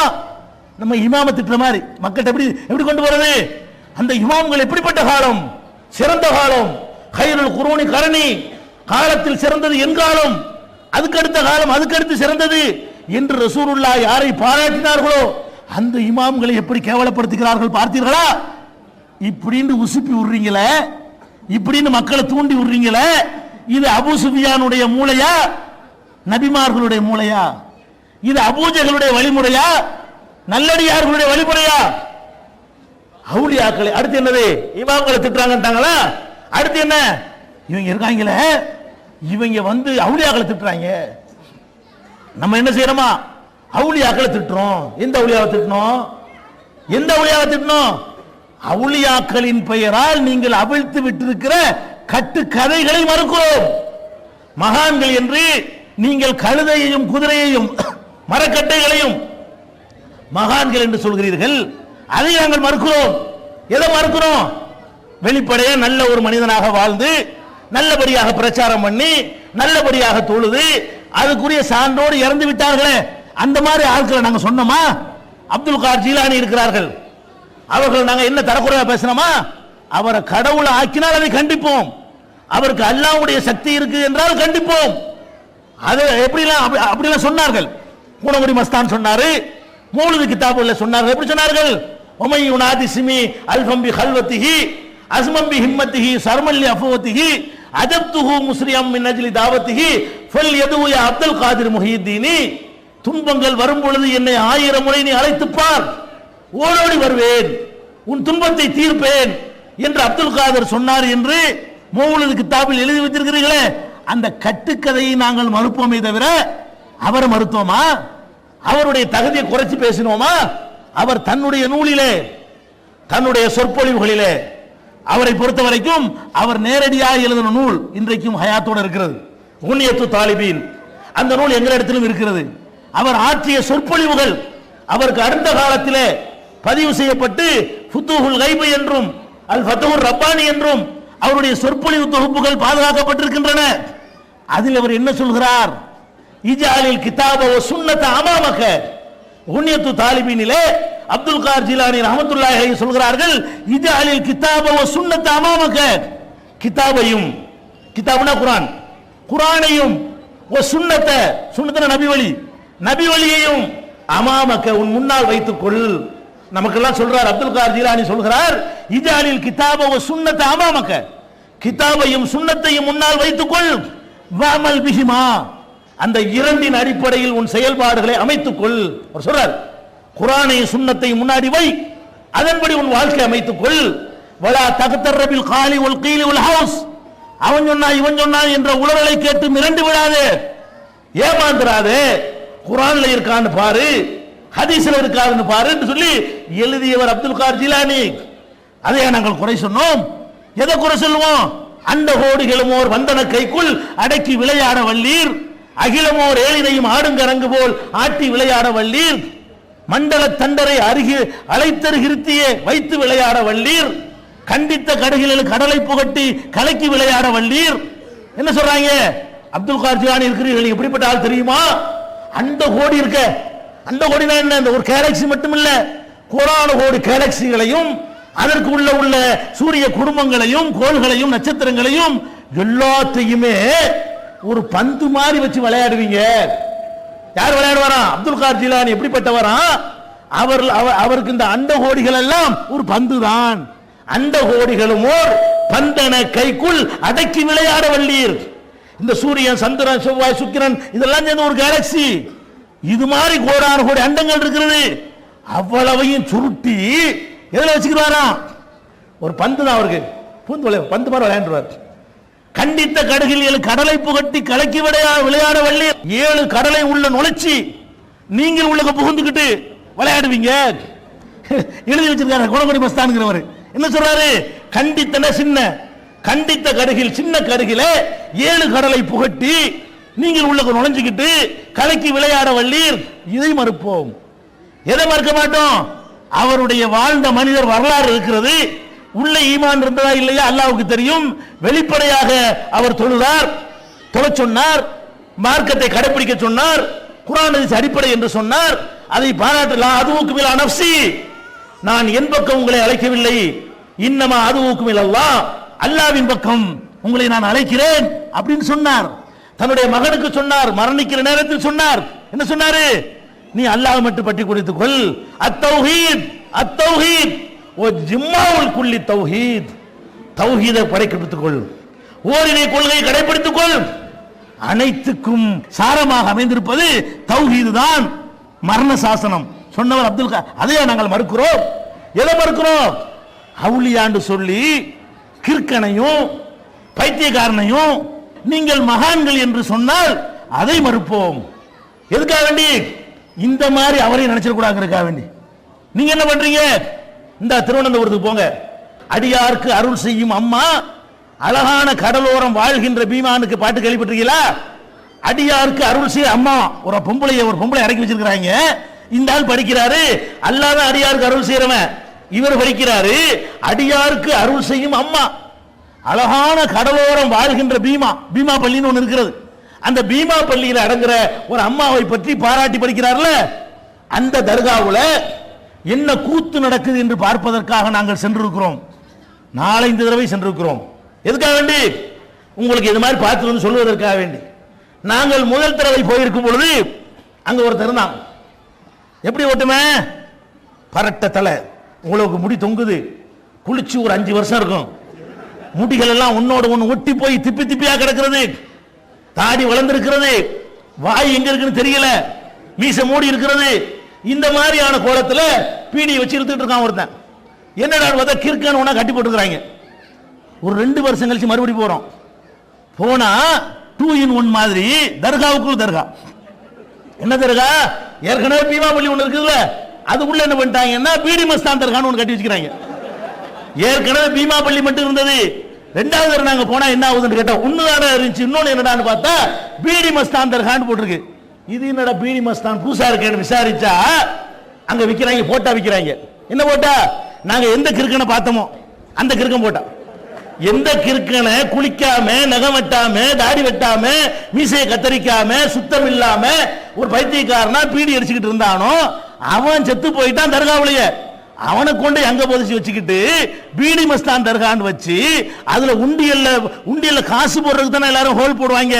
இவங்க என்ன பண்ணுவாங்க? ஒரு கை போற அளவுக்கு போட்டிருப்பாங்க. ஏன்டா அப்படி போட்டிருக்கேன்? பீடி கட்டு போடுறது. பீடி மஸ்தான் தர்காவுக்கு என்ன காணிக்க? பக்கத்துல வெளியே பீடி கடை இருக்கும். பீடி கட்டு 2 கட்டு 3 கட்டு வாங்கிக்கணும், உள்ள போடணும். பீடி கட்டு போற அளவுக்கு அந்த ஓட்டை வச்சுப்பானுவோம். அப்ப இதையெல்லாம் பார்த்தோம். பாவிகளா, இதான் அவுளியாவா? பீடி அடிக்கிறோம் அவுளியாவா? குளிக்காதவன் அவுளியாவா? நகை வெட்டாதவன் அவுளியாவா? சடப்பைக்கிற அவுளியாவா? நபிகள் என்ன செஞ்சாங்க? 40 நாளைக்கு மேல் நகை வெட்டலன்னு சொன்னா அவன் நம்ம சேர்ந்தவன் இல்லைன்றாங்க. மீசையை கத்தறீங்கன்னு சொன்னாங்க. என்ன மண்காரலகும் ஷாருன் சொல்லி குறிப்பு கொண்டாங்க. யாருக்கு தலையில முடி இருக்கிறதோ அது அழகிய முறையில, கண்ணியமான முறையில என்ன போட்டு சீவி வாரி படிய விட்டு கொள்ளட்டும். ஒரு தடவை நபிகள் நாயகம் ஸல்லல்லாஹு அலைஹி வஸல்லம் இருக்கும் பொழுது ஒருத்தர் வர்றாரு. அப்படி தலை பயங்கரமா, அப்படி பரட்டைய பணங்கா, சூப்பன பணங்கா மாதிரி இருக்கிறது. பார்த்தா ரசூலுல்லாஹ் கோவம் வருது. ஷைத்தான் மாதிரி இவர் வருகிறாரு கேட்கிறாங்க. ஷைத்தானை போல இவர் வருகிறாரு, தலையை படிய வைக்க ஒரு சீப்பு இவருக்கு கிடைக்கவில்லையா? இவருக்கு எண்ணெய் கிடைக்கவில்லையா அப்படின்னு கேட்கிறாங்க. உடனே போய் அவர் வெட்டி கிட்டி சீவிக்கு எண்ணெய் தேய்ச்சி வர்றாரு. இது எவ்வளவு அழகா இருக்கிறது, ஷைத்தானை போல இருப்பதை விட இது எவ்வளவு அழகா இருக்குங்கிறாங்க. அப்ப தலையில முடி இருந்தா பரட்டையா இருக்க கூடாது, என்ன தேய்க்கணும், சீவனு ஸ்டைலா இருக்கணும். ரசூல் ஸல்லல்லாஹு அலைஹி வஸல்லம் அப்படி எண்ணெய் தேய்ச்சி சீவனாங்கன்னு சொன்னா அப்படி நடுவுல அவட முடிய தொங்க விட்டுருப்பாங்க, அப்படி சுருண்டு கிடக்கும். அதை பார்த்து ரசிக்கிற மாதிரி இருக்கு. நீங்க சொல்ற மாதிரி 7 முழம் தலப்பாவும் 8 முழம் இதுவும் கட்டிக்கிட்டு இருக்கிறவங்க ஸ்டைலா இருப்பாங்க, நடுவகிட்ட இருப்பாங்க, கரல்கள்ல சுருளாக முடி இருக்கும், தோல் பூஜை வரைக்கும் தொங்கும். அந்த மாதிரி ரசூல் ஸல்லல்லாஹு அலைஹி வஸல்லம் இருந்திருக்காங்க. இவன் என்ன கண்டு 5 வருஷம் ஆச்சு? இவன் அவுலியாவா? இவன் மகானா? இதை சொன்னா அவுளியாக்களை திட்டுறீங்களங்க? இதை சொன்னா அவுளியாக்களை திட்டுறதா? நாங்க கண்ணால பண்றோம். நாங்க கண்ணால பார்த்த ஒரு காட்சியை சொல்கிறோம். பம்பாய்க்கு போயிருந்தோம், மும்பைக்கு. அப்ப பம்பாய், இப்ப மும்பைன்னு மாத்தி விட்டாங்க. அப்ப பம்பாய்க்கு போயிருந்த நேரத்தில் ஹஜ் கமிட்டி இருக்குல்ல, ஹஜ் கமிட்டிக்கு எதிர்த்தாப்புல ஒரு இடம் இருக்கிறது. அதுல கலர் கலரா கொடி மரத்தை வச்சு 72 கலர் தொங்குது. ஸ்டார் ஹோட்டல்ல தொங்குற மாதிரி என்ன செய்யறாங்க, அவ்வளவு கலர்லையும் கொடியை தொங்க விட்டுருக்காங்க. நாங்க ஹஜ் கமிட்டில இருந்து பார்த்துக்கிட்டு இருக்கிறோம். பார்த்தா ஒருத்தன் உட்காந்துட்டு இருக்கிறான். அவன் காலில் வந்து விடுறாங்க. ஒருத்தன் உட்காந்து கால சின்ன ஒரு ரூம் 10க்கு 10 கூட இருக்காது, ஒரு 5க்கு 5 இருக்கும், சின்ன ஒரு ரூம். அந்த ரூமுக்குள்ள அவனை உட்கார வச்சிருக்கு. வர்றவன் போறவன் எல்லாம் காலில் தொடுத்துட்டு புத்தம் போடுறான், காலில் ஒன்று செய்தா செய்யறான், இப்படி கையமா ஆசீர்வாதம் பண்றான். இப்படி போயிட்டு இருக்கிறாங்க. அப்ப நாங்க உன்னிப்பா கவனிச்சுட்டே இருக்கிறோம். கொஞ்ச நேரம் ஆகுது. அவன் 5க்கு 5 இடத்துல இருந்து கீழே இறங்கி வர்றான். அந்த மாதிரி கடையில கீழே இறங்கி வர்றான். வந்து அந்த கொடி மரத்துக்கிட்ட நின்றுகிட்ட ஒண்ணு கடிக்கிறான். கண்ணால பாக்குறோம், நின்றுகிட்ட ஒண்ணு கடிக்கிறான். ஒண்ணு கடிச்சு சுத்தம் பண்ணணும்ல, சுத்தம் பண்ண மாட்டேங்கிறான். அப்படி விட்டு உட்காந்துக்கிட்டான். பொறுக்க முடியல. நான் அவரும் போய் நேர போய், அட பைத்தியக்கார பையில, சிறுநீர் கழிச்சா சுத்தம் பண்ணுமாடா, நீ எல்லாம் ஒரு முஸ்லீம், நீ அவுளியாவாடா, நீ மகாநாடான்னு கேட்டோம்ல. அடிக்க மாட்டானோ, எல்லாம் திரண்டானோ 30-40 பேர். தப்பிச்ச முடிச்சோம். ஓட்ட எடுத்து தப்பிக்கல, மார்க்கு நடந்து இருக்குல்ல, சக்தி இருந்தா வாங்கவும் செய்யலாம். தெரியாத ஊர்ல போயிட்டு வெட்டிட்டு போயிட்டா என்ன செய்யறது, ஓட்ட முடிச்சிட்டோம். எதுக்கு சொல்றேன்னு கேட்டா, இதுக்கு அடுத்து ஒரு 3 வருஷத்துக்கு மறுபடியும் போறோம். அவனுக்கு தர கட்டி வச்சிருக்காங்க. ஒரு 3 வருஷம் இப்போ நீங்க பார்க்கலாம், ஹஜ் கமிட்டிக்கு ஏத்தாப்புல ஒரு தர்கா இருக்கும். அவன் யாரு? இவன் ஆளு. இந்த சுத்தம் இந்த ஆள் இருக்கான, இவனுக்கு தான் தர்கா கட்டி வச்சுக்கிறாங்க. அப்ப நாங்க எதை மறுக்கிறோம்? அவுளியாங்கிற பேர்ல, கற்புதங்கிற பேர்ல கட்டுக்கதைகளை சொல்லாதீங்க. சாவுல மீது பாசாங்கிறீங்க. அவர் போனாராம், கீழக்கரைக்கு போனாராம். அவர் நினைஞ்சாராம், கீழக்கரைக்கு போனாராம். கீழக்கரையில போய் தண்ணி கேட்டாராம் ஒரு வீட்டுல. கிற்கரைன்னா கீழக்கரை, முழுதுக்கு தமிழ் எழுதிக்கிறாங்க. தண்ணி கேட்டோட கொடுக்கலையா அவங்க. உடனே ஒரு கோவம் வந்துருச்சான். இந்த ஊர் தண்ணியெல்லாம் உப்பா போட்டுட்டானா, இந்த ஊர்ல உள்ள தண்ணியெல்லாம் உப்பா போகட்டும். அதுக்கு எல்லாம் ஹிகாயத்தில் எழுதுறாங்க. இதனால் தான் கீழக்கரை தண்ணீர் இன்றைக்கும் உப்பாக இருக்கிறது. அப்ப மண்ணடியில் உள்ள தண்ணி உப்பா இருக்கிறதுக்கு என்ன காரணம்? நம்ம மர்க்கஸுக்கு மேலையா, நம்ம தலைமையாக இருக்குது. புதுப்பேட்டை எப்படித்தானா? அது புதுப்பேட்டையில் வேணா. நான் கேட்கிறேன், ஒருத்தன் உனக்கு தண்ணி தரலன்னா ஊர்ல உள்ள அம்புட்டு மக்கள் தண்ணி நீ வந்து சபிச்சிருவியா? உப்பா போகணும்னு சொல்லிடுவியா? உப்பா போற அதிகாரம் உனக்கு இருக்கிறதா? அப்ப அவுளியான்னு சொல்லி இப்படி அவுளியா இருப்பாரு, தண்ணி தராட்டி போப்பா நல்லா இருக்கிறான், இது அவுளியா. அவுளியா என்ன பண்ணு, ஒருத்தன் தண்ணியே கொடுக்காட்டா கூட என்ன செய்யணும்? சரி பரவாயில்ல, அடுத்த வீட்டுல கேளு, அடுத்த வீட்டுல கேளு, இல்லாட்டி சபர் பண்ணிக்க, கேட்ட தந்துதான் ஆகணுமா? அப்ப அந்த மாதிரியான ஒரு காரியத்தை செஞ்சான்னு நிரூபிக்கிறீங்களே, இது அவுளியாவா? அதே மாதிரி என்ன பண்றான், தென்காசிக்கு போனாராம். யாரு?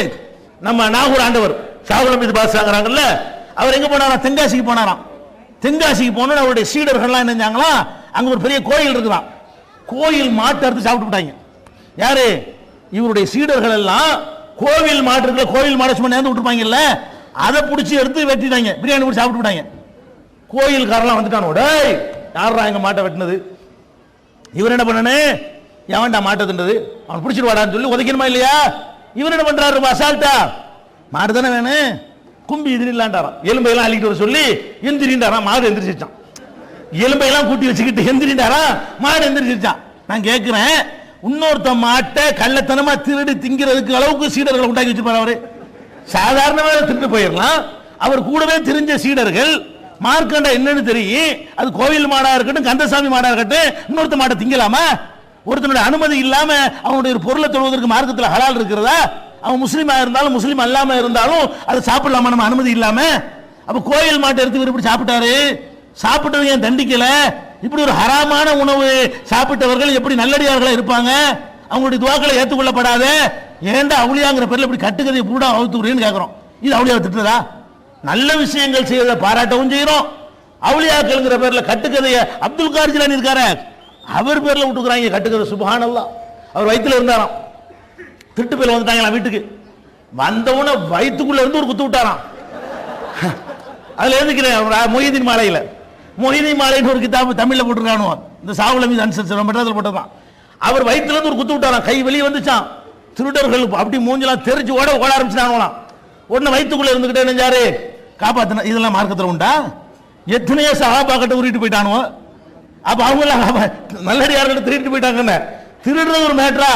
எத்தனை நபிமார்கிட்ட திருட்டு போயிருக்கிறானுவோ. இவர் என்ன பண்றாரா, வீட்டுல திருட வந்ததுக்காக வேண்டி கருவுல இருக்கும்போதே வைத்த தாய் வைத்த கிழிச்சிட்டு வந்து குத்தி காலி பண்ணார். இந்த கட்டுக்கதை எதுக்கு? இந்த கட்டுக்கதையில் நிலைநாட்டு போனீங்கன்னு வைங்க, வேற வேற மார்க்கங்கள் இதுக்கு மிஞ்சின கட்டுக்கதை இருக்குது. நீங்க நிக்கல, போட்டி போடையில தெரிஞ்சுக்கிறீங்க. உண்மையான கொள்கையை கொண்டு கோட்பாடை கொண்டு இஸ்லாத்தை சொன்னா நீங்க ஜெயிக்கல. கட்டுக்கதையில் உங்களுக்கு போட்டி போட இயலுமா? இதுக்கெல்லாம் அப்பனான கட்டுக்கதையெல்லாம் இருக்குது. அந்த மாதிரி கட்டுக்கதைகளை வேற வேற சமுதாயங்கள் எழுதி வைத்திருக்கிறார்கள். உனக்கு அந்த கட்டுக்கதை குர்ஆனை சொல்லு, மக்கள்கிட்ட நபிகள் நாயகத்தினுடைய போதனையை சொல்லு, இப்படிங்கிறத நாங்க சொல்லுகிறோம். அதனால என்னன்னு கேட்டா, அவுலியாக்களை அவமதிக்காதீங்கப்பா. நான் கேட்கிறேன், அவுலியாங்கிறீல, எந்த அவுலியா ஆடல் பாடல் கூத்துக்களை ஆதரிச்சாரு? அவுலியாண்டு ஆதரிப்பாரா? நான் ஊருக்கு நீங்க போங்க, கந்தூர் நடக்குதுல, அந்த கந்தூர்ல என்ன பண்றாங்க? போயிருக்கல நீங்க? நாங்க போயிருக்கிறோம். எதுக்கு போயிருக்கிறோம்? மார்க்கத்தில் கூடாது உங்களுக்கு சொல்வதற்காக நாங்க போனோம், என்ன நடக்குன்னு பார்க்கறதுக்காக போனோம். அங்க என்ன பண்றாங்க? நான் ஒரு கந்தூரிக்கு அன்னைக்கு போனீங்க என்று சொன்னா, அங்கனுக்குள்ள ஒரு குறவங்க ஒரு டான்ஸ் நடக்கும், இங்கனுக்குள்ள பொம்பளை ஆட விட்டு பார்த்துட்டு இருப்பாங்க, இங்கனுக்குள்ள சாராயம் வித்துட்டு இருப்பாங்க, ஆணும் பொண்ணு இடிச்சு உடச்சிட்டு போயிட்டு இருப்பாங்க. ஒரு பக்கம் நாவரணி கச்சேரி பக்கம் நடந்துட்டு இருக்கும், இங்கிட்டு பார்க்க இளையராஜா கூட்டுக்காம கங்கை அமரன் ஒரு பக்கம் கச்சேரி பண்ணிட்டு இருப்பாரு. ஏண்டா இதெல்லாம் அந்த அவுலியாக்கள் எதிர்க்கவே இல்லையா? இது அவுலியாக்களை மதிக்கிறதா? அவுலியாக்கள் இந்த மாதிரி ஆடல் பாடல் பொம்பளை ஆட விட்டு ரசிக்கிற வேலையைத்தான் மகான்கள் செஞ்சாங்களா? திருக்குரான் தமிழாக்கம் தயாராகிவிட்டது. 8வது பதிப்பு.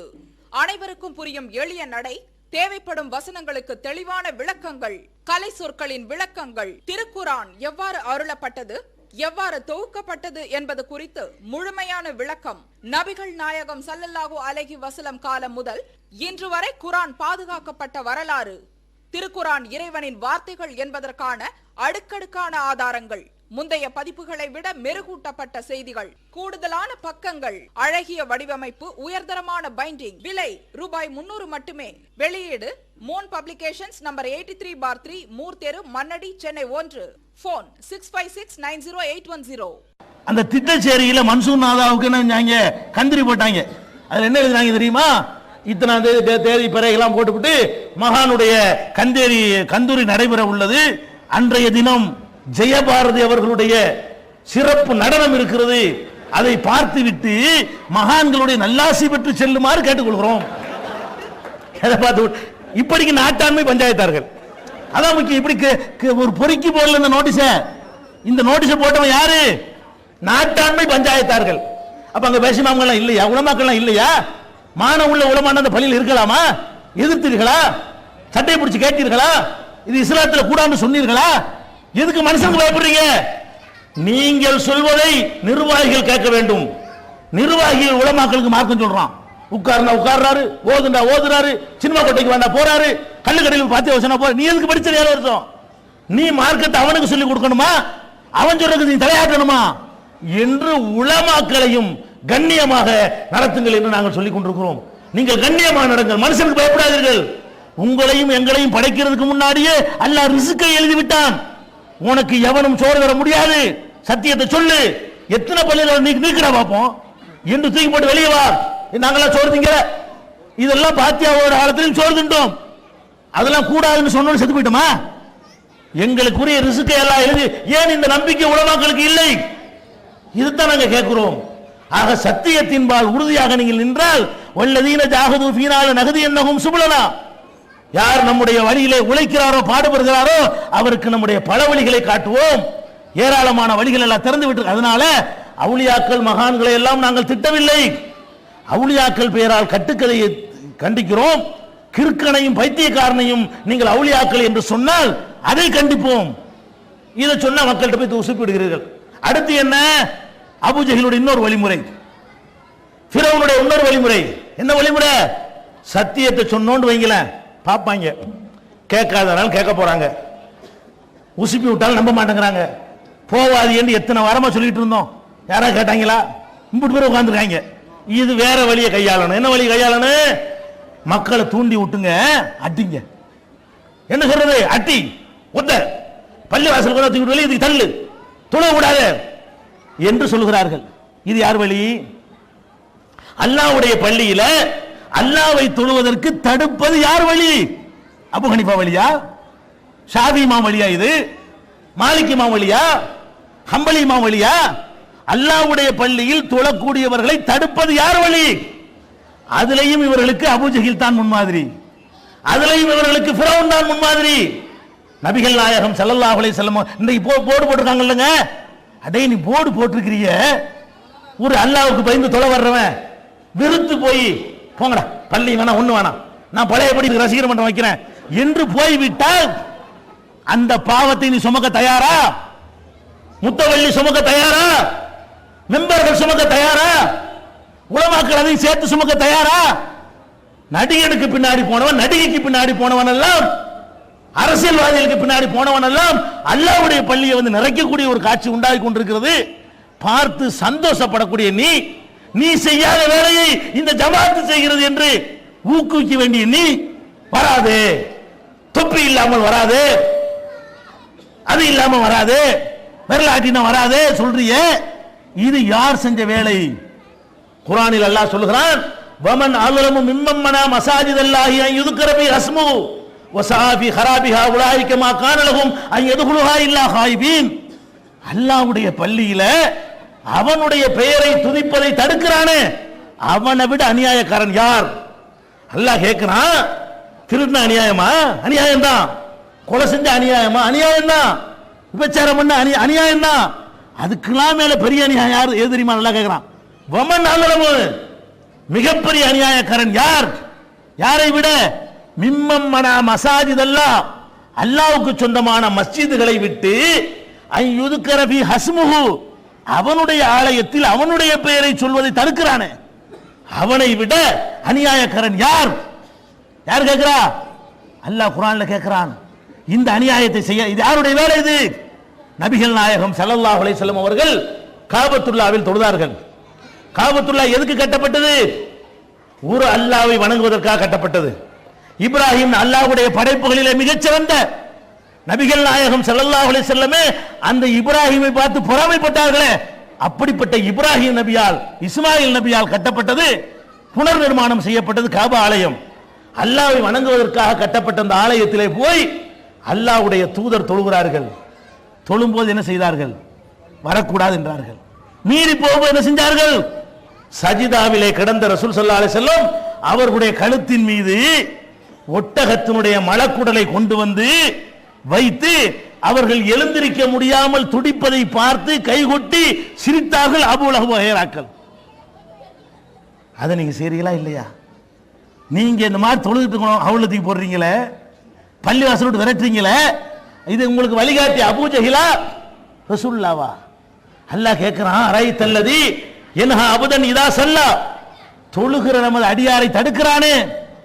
தொழுகிற நமக்கு அடியா முதல்ல இறங்கின சூரா, குர்ஆன்லயே ஃபர்ஸ்ட் இறங்கின சூரா 96வது சூரா அலக் சூரா, இக்ரா சூரா. அதுல அல்லாஹ் என்ன கேட்கிறான்?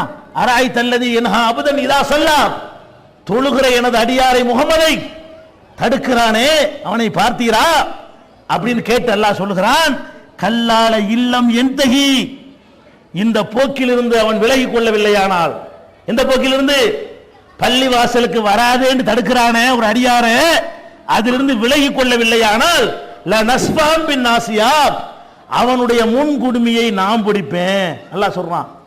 ஏன் பள்ளியில என்னைய தொலை வர்றது நீ தடுத்தேன்னு சொன்னா, லனஸ்ஃபாம் பின் நாசியா, முன் குடுமியை பிடிப்பேன்.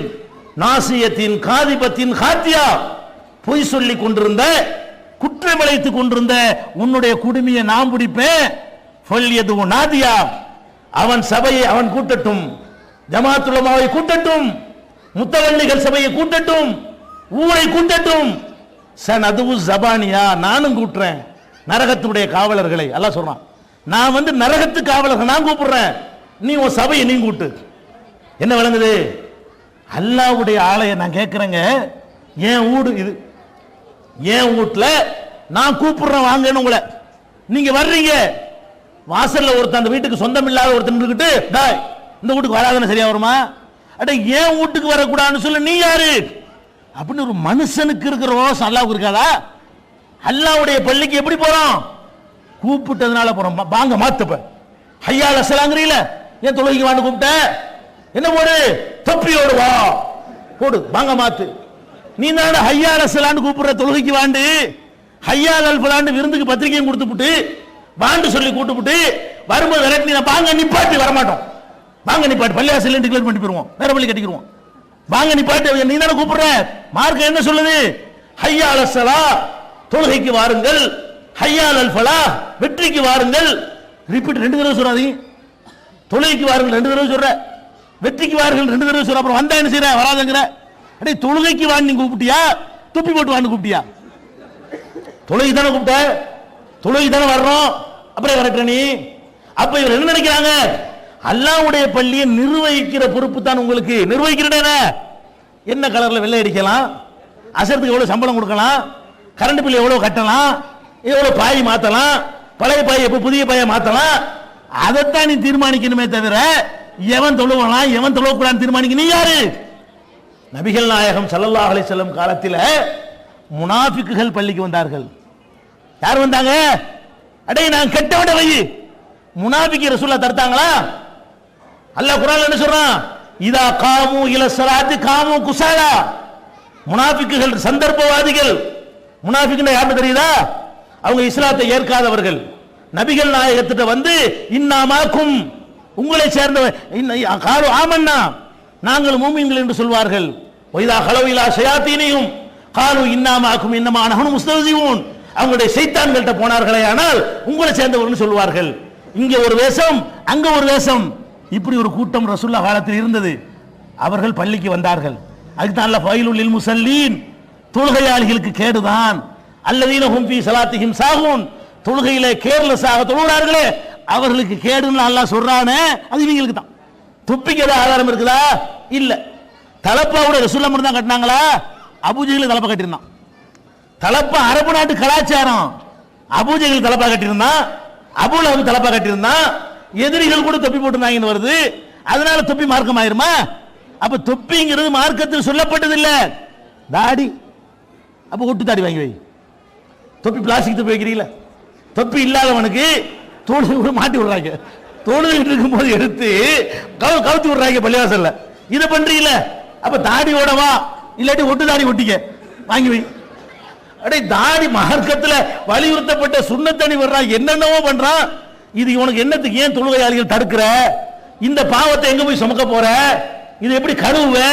இதுக்கு அல்லாஹ் ஒரு கொஸ்டின் பண்ணா நீ எப்படி தப்பிக்குவ? இந்த மாதிரியான காரியங்களை எல்லாம் அல்லாஹ்வுடைய பள்ளியில் அல்லாஹ்வை தொழுவதை தடுக்கக்கூடிய காட்சியை பார்க்கிறோமே. இது கூட எங்கிருந்து காப்பி? அங்கிருந்து காப்பி. அடுத்து என்ன செய்யறாங்க? அடி.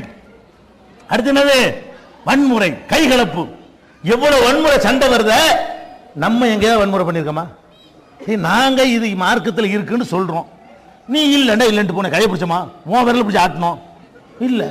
நீ போட்டு தொப்பியை கழட்டி தெருவுல எரிஞ்சோம். அடே நீ தொப்பி போட்டுருக்கோம், உன் தொப்பி கழட்டி தெருவுல போட்டோமா? இல்ல. எங்க விரல நாங்க ஆட்டுவோம். நாங்க எங்க தலையில நாங்க தொப்பி போடாம இருக்கிறோம். தொப்பி போட்ட எவனையும் போய் என்ன செய்யல? ஏய் தொப்பி போடாத கேட்டப்பா அஜர்த்து தொப்பி கழட்டி தொழுவி அப்படி சொன்னா போட்டு அடி. நியாயம் இருக்குது. நாங்க என்ன செய்யல? நாங்க போடாம ஏன் போடாம இருக்கிறோம்? தொப்பி என்பது ஒரு Dress. விரும்பினால் போட்டுக்கொள்ளலாம், விரும்பினால் விட்டுறலாம். நானே கூட விரும்புறேன் போட்டுக்கிட்டு இருக்கிறேன். அதுக்காக நான் போட்டதுனால அது மார்க்கமாயிருமா? அது ஆகாது. நபிகள் நாயகம் ஸல்லல்லாஹு அலைஹி வஸல்லம் அவர்களுக்கு இத்தனை விஷயங்கள் பிடிக்காம இருந்துச்சு, அதனால ஹராம் ஆயிருமா? ஒரு நாள் விருந்துக்கு போறாங்க. விருந்துக்கு போனா உடும்பு கறி இருக்குல்ல, உடும்பு உடும்பு பார்த்துருக்கலாம். உடும்பு கறி நல்லா வறுத்து வச்சிருக்காங்க. ரசூலுல்லாஹ் போய் கையை வைக்க போறாங்க உடும்பு கறியில. அப்ப இந்த விருந்து கொடுக்க அம்மா சொல்றாங்க, அல்லாஹ்வுடைய தூதரே இது உடும்பு கறியாக்கும். அவர் ரசூலுல்லாஹ் ஏதோ கோழிக்கறி நினைச்சிருப்பான்னு நினைக்கிறேன். அந்த அம்மா என்ன பண்ணுது? இது உடும்பு கறின்னு டக்குனு கையை எடுத்துடுறாங்க. எடுத்தவன பக்கத்தில் ஹாலித் இப்னு வலீத் இருக்காரு. அவர் கேட்கிறாரு, ஹராமுன் ஹி யா ரசூலுல்லாஹ், அல்லாஹ்வுடைய தூதரே இது ஹராமா? கையை வைக்க மாட்டேங்கிறீங்களா? எனக்கு பிடிக்காது, ஹராம்லாம் இல்ல, அதையும் சேர்த்து வச்சுட்டு வெட்டிட்டாரு. பாயிண்ட் என்ன தெரியுமா? ஒன்னு ரசூலுல்லாஹ்வுக்கு பிடிக்கல அதனால கூடாதுன்னு ஆயிருமா? ரசூலுல்லாஹ்வுக்கு தனிப்பட்ட முறையில் ஒன்னு பிடிக்கலன்னு சொன்னா அதனால ஹராம் ஆயிராது. அதனால மார்க்கத்தில் தொப்பி என்பது ஒரு Dress. சட்டை போட விரும்புறோம் சட்டையை போட்டுக்க, ஜுப்பா போட விரும்புறோம் ஜுப்பா போட்டுட்டு போ, கோட்டு போட விரும்புறோம் கோட்டை போட்டு போ, தொப்பி போட விரும்புறோம் தொப்பி போட்டு போ, போட விரும்பாதவன் போடாம இருந்துட்டு போ. தொப்பிங்கிற எதனால இது வந்துச்சு? முதல்ல அது விளங்கிக்கணும், வரலாற்று விளங்கிக்கணும். ரசூலுல்லாஹ் காலத்தில் தொப்பி கிடையாது. இஸ்லாமிய உலகமெல்லாம் சேர்ந்து இஸ்லாமிய நாடுகளுக்கு ஒரு பொதுவான தலைமை இருந்தது ஒரு காலத்தில். அது ஹிலாபத்தும்பாங்க. நம்ம இந்தியாவில் வெள்ளைக்காரன் ஆட்சி பண்ணி சுதந்திர போராட்டம் நினைச்சு பாருங்க. அந்த காலத்துல எல்லாம் துருக்கி தான் நமக்கு தலைமையா இருந்துச்சு. துருக்கியில் இருக்கிற உதுமானிய பேரரசு தான் நமக்கெல்லாம் தலைமையா இருந்துச்சு. இஸ்லாமியர்களுக்கு தலைமை எது? ஒரு காலத்தில் மக்கா தலைமையா இருந்துச்சு, ஒரு காலத்தில் மதினா தலைமையா இருந்துச்சு, ஒரு காலத்தில் பாக்தாத் தலைமையா இருந்துச்சு, ஒரு காலத்தில் பஸ்ரா தலைமையா இருந்துச்சு, ஒரு காலத்தில் கூஃபா தலைமையா இருந்துச்சு, ஒரு காலத்தில் ஈஜிப்ட் தலைமையா இருந்துச்சு, ஒரு காலத்தில் துருக்கி தலைமையா இருந்துச்சு. துருக்கி தான் தலைநகரம் உலகத்தில் இஸ்லாமிய நாடுகளுக்கெல்லாம் என்கிற மாதிரியான ஒரு நிலைமை ஒரு காலத்தில் இருந்தது. துருக்கி நாட்டுடைய கலாச்சாரம் என்னன்னு கேட்டா தொப்பி போடுறது. இஸ்லாமிய கலாச்சாரம் இல்ல, துருக்கி தொப்பின்னு அதுக்கு பேரு.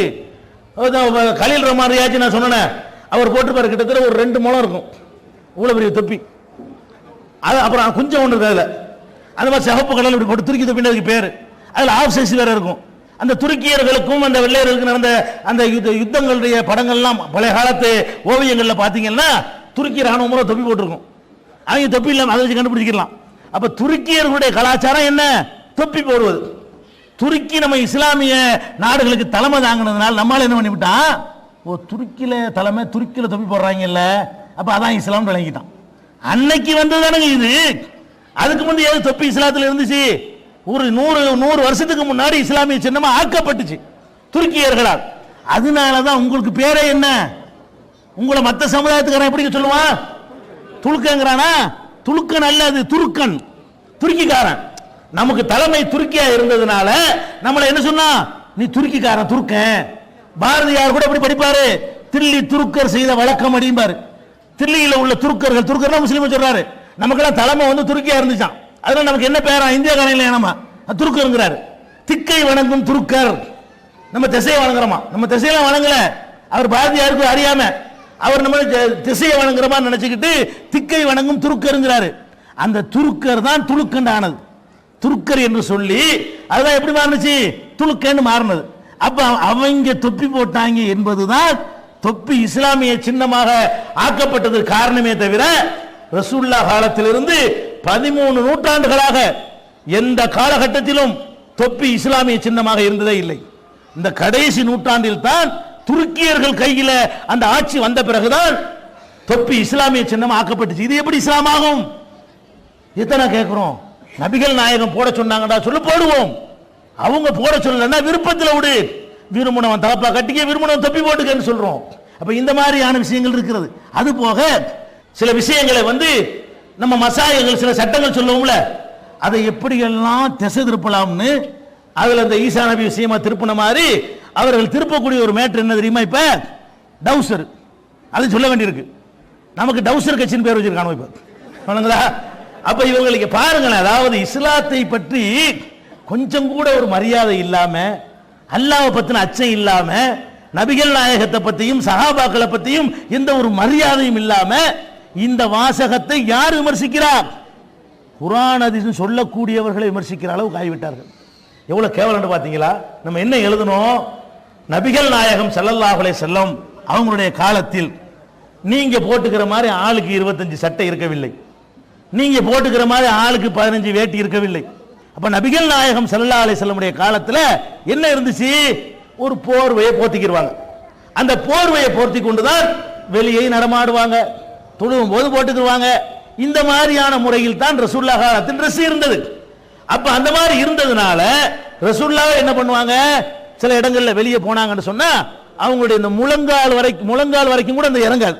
ஒரு போர்வை மேலதுக்கு இப்படி போட்டோம்னா அது எவ்வளவுக்கு தான் இருக்கு? இவ்வளவுக்கு தான் இருக்கும். முழங்காலை விட கொஞ்சம் மேலேயே இருக்கும். இந்த தொடையில சில பகுதிகள் தெரிகிற மாதிரி அவங்க ஆடை அணிந்திருந்தார்கள். அதான் இருந்துச்சு. ரசூலுல்லாஹ் ஒருத்தர் கேட்கிறாரு, நாங்கள் ஒரு ஆடையில் தொழலாமா? ரசூலுல்லாஹ் கேட்கிறாங்க, அவலிக்குள்ளிக்கும் சௌபானி, என்ன ஒவ்வொருத்தர் 2 ட்ரெஸ் ஆளுக்கு ஒன்று எல்லாத்துக்கும் ஒன்று தானே வச்சுக்கிறோம், என்னமோ எல்லாம் 2 வச்சுக்கிற மாதிரி கேள்வி கேட்கிற. அவலிக்குள்ளிக்கும் புகாரி எடுத்து பாருங்க, முதல் வால்யூம் எடுங்க, அதுல இருக்குது அவலிக்குள்ளிக்கும் சௌபானி. ஒவ்வொருத்தரும் 2 ஆடையை வச்சுக்கிட்டு இருக்கிறீங்க, இருக்கிறது ஒரு ஆடை தானே. எந்த அளவுக்கு ரசூலுல்லாஹ் காலத்தில் ஆடை இருந்துச்சுன்னு சொன்னா, பள்ளி வாசலுக்கு ஆண்களும் பெண்களும் சேர்ந்து தொழ வருவாங்க. இப்ப நம்ம தடுத்து விட்டோம், அதையும் எடுத்து விட்டாங்க. ரசூல் ஸல்லல்லாஹு அலைஹி நபிகள் நாயகத்தினுடைய வழிமுறை என்ன? ஆண்களுக்கு பள்ளியில் அனுமதி இருக்கிற மாதிரி பெண்களும் அனுமதிக்கப்படணும், அதுக்கு ஏற்பாடு செய்து கொடுக்கப்பட வேண்டும், அவர்களுக்கும் அந்த உரிமை இருக்கிறது. அதை பறிச்சு விட்டாங்க. நபிகள் நாயகம் காலத்தில் என்ன செய்வாங்கன்னா, ஆண்கள் எல்லாம் முன் வரிசையில தொழுவாங்க, பெண்கள் பின் வரிசையில தொழுவாங்க. அப்படி தொழும்போது நபி ஸல்லல்லாஹு அலைஹி வஸல்லம் மக்களுக்கு சொல்லுவாங்க, பெண்களுக்கு உத்தரவு போடுவாங்க, பெண்களே நீங்கள் சஜிதா செய்து முடித்த உடனே தலையை தூக்கிறாதீங்க. எது வரைக்கும் தூக்க கூடாது? ஆண்கள் தங்களுடைய அந்த அத்தஹியாத் இருப்புல வந்து உட்கார்வதற்கு முன்னால் நீங்கள் தலையை தூக்காதீர்கள். ஆண்கள் முன்வரிசையில, பெண்கள் பின்வரிசையில. அப்படி தொழக்கூடிய நேரத்தில் 2 சஜிதா முடிச்சிட்டோம்ல, சஜிதா முடிச்சிட்டு ஆம்பளை எந்திரிக்கும் போது பொம்பளை எந்திரிச்சாங்கன்னு வைங்க, அன்னைக்கு இருந்த குறைந்த ஒரு ஆடை, சின்ன ஆடை கட்டியிருப்பார்கள். புகாரில் வருது, மின சிகரி, சின்ன ஆடையா இருந்த காரணத்தினால் அவர்கள் குனிந்தார்களே. உலகத்தான ஆடை இருக்குது, குனிஞ்சாங்கன்னு வைங்க, பின்னாடி உள்ள தெரியும். பெண்களை தலையை தூக்குனாங்கன்னு வைங்க, அது பார்க்கிறதுக்கு அருவருப்பா இருக்கும். அதுக்காக ரசூலுல்லாஹ் உத்தரவு போட்டிருந்தாங்க, ஆண்கள் எழுந்து உட்கார்ற வரைக்கும் நீங்க சஜிதாவுல கிடங்க. 2வது சஜிதாவுல கூட நேரம் கிடக்கணும் பெண்கள். அன்னைக்கு 2வது சஜிதாவுல, முதல் சஜிதாவுல பிரச்சனை இல்ல, 2வது சஜிதாவுல கூட நேரம் சஜிதாவுல இருக்கிறாங்கல்ல, அந்த நேரத்தில் தலையை தூக்குனாங்கன்னு வைங்க. அப்ப இந்த ஹதீஸ் புகார்ல வரக்கூடிய ஹதீஸுங்க, ஹத்தா யஸ்தவிய ரிஜாலு ஜுலூசன், ஆண்கள் நன்கு அமரும் வரை பெண்கள் சஜிதாவிலிருந்து எழக்கூடாது. ஏன் சொன்னாங்க? ஆடை சிறியதாக இருந்ததால் சொன்னார்கள் அதிலே வருகிறது. அப்ப இவ்வளவுக்கு இருக்குமேயானால் ஏன் தலையை தூக்கலாம், அழகா தூக்கலாம், என்ன தெரிஞ்சிட போகுது? அந்த ஆடை இவ்வளவுக்கு இருக்குமேயானால் குனிகிறதுனால ஏதாவது தெரியுமா? முன்னாடி தலையை தூக்குறது ஏதாவது தெரியுமா? இவ்வளவுக்கு இருந்தா தான் தெரியும். முழங்காலுக்கு மேலே இருந்தா தான் பின்னாடி அவங்க குனியும் பொழுது பின்னாடி உள்ளவங்களுக்கு பார்க்க கூடாது, பார்க்கிற மாதிரி வரும். நீங்க சொல்ற அளவுக்கு நீங்க முழங்காலு கீழே கரண்டை கீழே இருந்துச்சுன்னு சொன்னா இந்த ஆடரே தேவையில்லை. அப்ப நபிகள் நாயகம் ஸல்லல்லாஹு அலைஹி வஸல்லம் காலத்தில் இவ்வளவுதான் ஆடை இருந்தது. அதனால கீழாடையை பொறுத்த வரைக்கும் கொஞ்சம் முழங்கால கொஞ்சம் மேலே இருந்தால் கூட ஒருத்தன் அந்த ஆடை தான் இருக்குன்னு சொன்னா கூட அதை நீங்கள் தடுக்க இயலாது. ரசூலுல்லாஹ் தடுக்காத ஒன்றை தடுக்க உங்களுக்கு அதிகாரம் இல்லை என்று நாங்கள் சொல்றோம். சஹாபாக்கள் கூட என்ன பண்ணிருக்கிறாங்க, அரை டிராயர், முக்கால் டிராயர், முழங்காலுக்கு மேல உள்ள துப்பாண்டதுக்கு பேரு, இவ்வளவு அணிந்து தொழுதிருக்கிறார்கள். முழங்காலுக்கு மேல கொஞ்சம் வசதி, அதை அணிந்து தொழுதிருக்கிறார்கள் என்றும் ஒரு ஹதீஸ் புகார்ல வருது. சஹாபாக்கள் ஆதாரத்துக்காக நான் காட்டல, ஒரு சப்போர்ட்டுக்காக காட்டுறோம். இவங்க எழுதுறாங்க, அல்லாஹ்விற்கு முன்னால் நிர்வாணமாக நிக்க சொல்கிறார்கள். அப்ப இவங்க யாரை குறை சொல்றாங்க? எங்களையா குறை சொல்றாங்க? ரசூலுல்லாஹ்வையா? இந்த ஆடை போட்ட ஆள் யாரு? 2 ஆடை இல்லாம ஒரு ஆடையில தொழலாமான்னு கேட்கும் பொழுது அவலி குள்ளிக்கும் சௌபானி, ஒவ்வொருத்தருக்கும் 2 ஆடையா இருக்குன்னு கேட்டாங்களா ரசூலுல்லாஹ்? அப்ப யாரை நீங்க கேள்வி பண்றீங்க? பொம்பளைங்க லேட்டா எந்திரிங்க, ஆம்பளைங்க முந்தி எந்திரிங்கன்னு சொன்னாங்களே, அப்ப நீங்க யாரை கேள்வி பண்றீங்க? எல்லாம் எந்திரிச்சு சொன்னாங்க ரசூலுல்லாஹ். ஆடை கம்மியா இருக்கு, ஆடை முழுசா அந்த பள்ளிக்கு வா, இல்லாட்டி ஓடுன்னு சொன்னாங்களா? அல்லது இருக்கிற ஆடையை வச்சு சட்டம் போட்டாங்களா? இப்ப நபிகள் நாயகம் காலத்தில் இப்படி இருந்துச்சு. இப்படி ஒரு நிலை ஒருவனுக்கு ஏற்பட்டால் அதுக்காண்டி அரக்காட்ட வசூல் போட்டு அழகின்ற சொன்னோம், தெளிவாக எழுதியிருக்கிறோம். அப்படி ஒரு நிலை உனக்கு வந்தால் அதுதான் ஜெயிலுக்கு போயிட்ட உனக்கு யூனிஃபார்ம் என்ன ஃபுல் பேண்ட் போட முடியுமா? உன்னை விசாரணை கைதி எந்த ஃபுல் பேண்ட் போட்டுக்கலாம்? உன்னை தண்டனை கைதியா போயிட்டா இதான தருவான். அப்ப எப்படி சொல்லுவான்? விசாரணை கைதி நம்ம ஜெயிலுக்கு பிடிச்சிட்டு போறோம் இல்லைங்க, தீர்ப்பளிக்கிற வரைக்கும் நம்ம ட்ரெஸ் போட்டுக்கலாம்.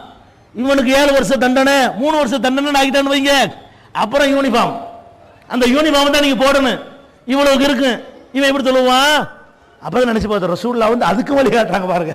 அந்த ஹதீஸ் வந்து அப்படியான ஒரு நிலைமைக்கு வர்றவனுக்கும் சட்டம் இருக்கிறது, தொழுதுட்டு போடா வரணுமா இல்லையா? இதை சொன்னா ஜட்டி போட்டு தொலை சொல்லிட்டாங்க. இது உனக்கு தேவையா? அபூ ஜஹலுக்கு உனக்கு என்ன வித்தியாசம்? நீ எங்களை கேள்வி பண்றியா, அல்லாஹ்வுடைய ரசூலை கேள்வி பண்றியா? இப்படி எதுக்கு எடுத்தாலும் ஏற்க வர. ஏன்பா குர்ஆன்ல இருக்குது, ஹதீஸ்ல இருக்குது, இருக்கிறத சொன்னா கேட்டு போங்களப்பா, புடி கேட்டு ஏத்துக்கிறாம போங்கப்பா, விமர்சிக்காதீங்க, அல்லாஹ்வை ரசூலை கிண்டலுக்கு ஆளாக்காதீங்க. அப்ப இந்த விஷயங்களை தான் நாங்கள் சொல்லுகிறோம். திருக்குர்ஆன் தமிழாக்கம் பி ஜெய்னுல் ஆபிதீன் வெளிவந்து விட்டது 8வது பதிப்பு.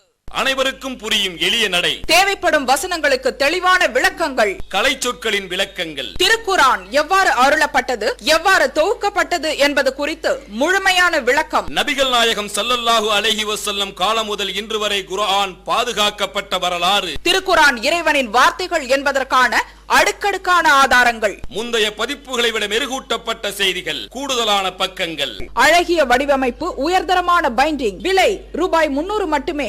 வெளியீடு மூன் பப்ளிகேஷன், நம்பர் 83/3, முதல் மாடி, மூர்தரு, மண்ணடி, சென்னை 1. போன் 65690810. அபூஜகளுக்கு உனக்கு என்ன வித்தியாசம்? நீ எங்களை கேலி பண்றியா, அல்லாஹ்வுடைய ரசூலை கேலி பண்றியா? இப்படி எதுக்கு எடுத்தாலும் ஏற்க ஏன்பா? குர்ஆன்ல இருக்குது, ஹதீஸ்ல இருக்குது, இருக்கிறத சொன்னா கேட்டு போங்களப்பா. புடி கேட்டு ஏத்துக்கறாம போங்கப்பா, விமர்சிக்காதீங்க. அல்லாஹ்வை ரசூலை கிண்டலுக்கு ஆளாக்காதீங்க. அப்ப இந்த விஷயங்களை தான் நாங்கள் சொல்லுகிறோம்.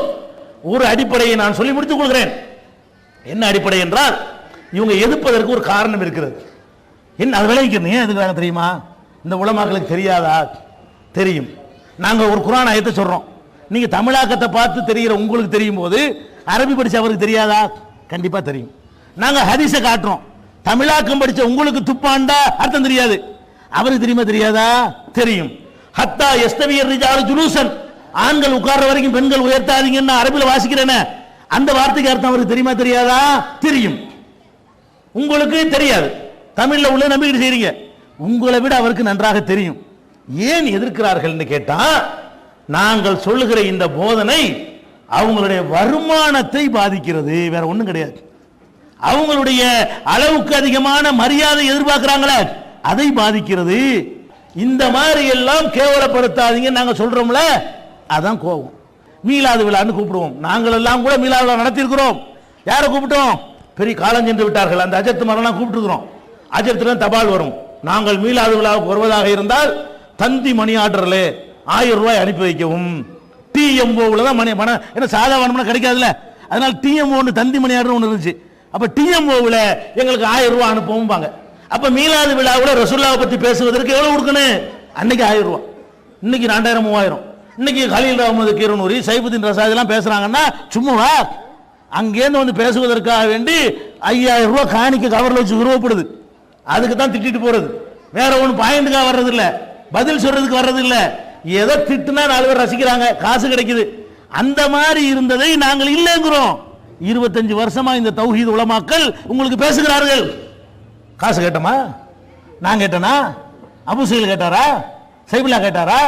சம்சுல்லா கேட்டாரா? சுலைமான் கேட்டாரா? யாரு கேட்டோம்? அல்தாபி கேட்டாரா? அஸ்ரஃபுதீன் கேட்டாரா? அப்துல் ரஹ்மான் ஃபிர்தௌசி கேட்டாரா? பஸ்ஸுக்கு டிக்கெட் கேட்போம். அல்லாஹ் பரக்கத் தந்தாலும் அது வேணான்னு போயிட்டு இருக்காங்க. அல்லாஹ் யாருக்காவது பரக்கத்து கொடுத்துட்டா அவங்க அது வேணான்னு போயிட்டு இருக்காங்க. அல்லாஹ் பரக்கத்து கொடுக்காத ஆளுக்கு நாகர்கோவில்ல இருந்து மெட்ராஸுக்கு வர்றாருன்னா கிட்டத்தட்ட 1000 ரூபாய் செலவாகும். 4 கொடுத்து ஆள் அவுட் ஆயிடுவாரு. முடியுமா அது? அப்ப நீங்க கூப்பிட்டதுனால டிக்கெட் காசு கொடுங்கன்னு கேட்போம். இத அவங்க என்ன பண்றாங்க? பேச்சு காசு, மூடுதல காசு, கத்தம்னா காசு, தாயத்துனா காசு. ஒருத்தன் வைத்த வழி நட்சத்திர போனான்னு வைங்க, அவனுக்கு வேறு உனக்கு அந்த இவரு பக்கத்து வீட்டில் ஒருத்தன் உனக்கு சூனியம் பண்ணிவிட்டான், இந்த 7 பேய் இருக்கு, 3 சைத்தான் உன்னை பிடிச்சிருக்குது, தண்ணியில தெரியுதான், அதுக்கு தண்ணியில இதெல்லாம் தெரியுதான். ஒரு இலையில வெத்தலையில மைய தடவிக்கிட்டு மை போட்டு பார்க்கறாங்களாம். அது தெரியுது தெரியுது. முதுகுல விடுற ஓங்கி அரைஞ்சி இது தெரிஞ்சான்னு கேட்கணும். முதுகுக்கு பின்னாடி ஓங்கி ஒரு அடியை கொடுத்து விட்டு இது தெரிஞ்சான உனக்கு? உன் பக்கத்துல உள்ளது தெரியல, பின்னாடி உள்ளது தெரியல, இந்த கையில இப்ப என்னடா இருக்குன்னு கேளுங்களேன், அதை சொல்ல தெரியாது. இவன் என்ன செய்வான்? உன் காணா போன உன் பையன் பஸ் ஸ்டாண்ட்ல நிக்கிறான்வான். எவன் போய் பார்க்க போறான், எவன் போய் செக் பண்ண போறான்? நீ போனது வை, நான் சொல்லும் போது நின்றான், நீ போறதுக்குள்ள போய்விட்டான்னு சொல்ல போறான். வணங்குதா?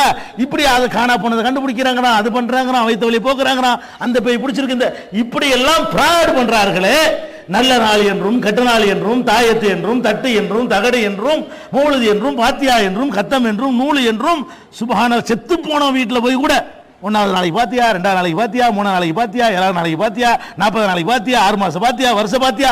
ஒரு கல்யாண வீட்டுக்கு போனா கூட சட்டி வச்சா பாத்தியா, பொட்டி வச்சா பாத்தியா, மரத்தை உண்டுனா பாத்தியா, தொப்பி தூக்கி தலையில வச்சா ஒரு பாத்தியா, கோட்டை மாட்டினா ஒரு பாத்தியா, படியில் வாசலுக்கு வந்து நாள் பாத்தியா, இறங்கணும் பாத்தியா, தர்கா வாசல் நின்று ஒரு பாத்தியா, பள்ளிவாசலுக்கு வந்து ஒரு பாத்தியா, பொண்ணு வீட்டு வாசல் நின்று ஒரு பாத்தியா, உள்ளுக்கு நுழைஞ்சு ஒரு பாத்தியா. சுப்ஹானல்லாஹ்.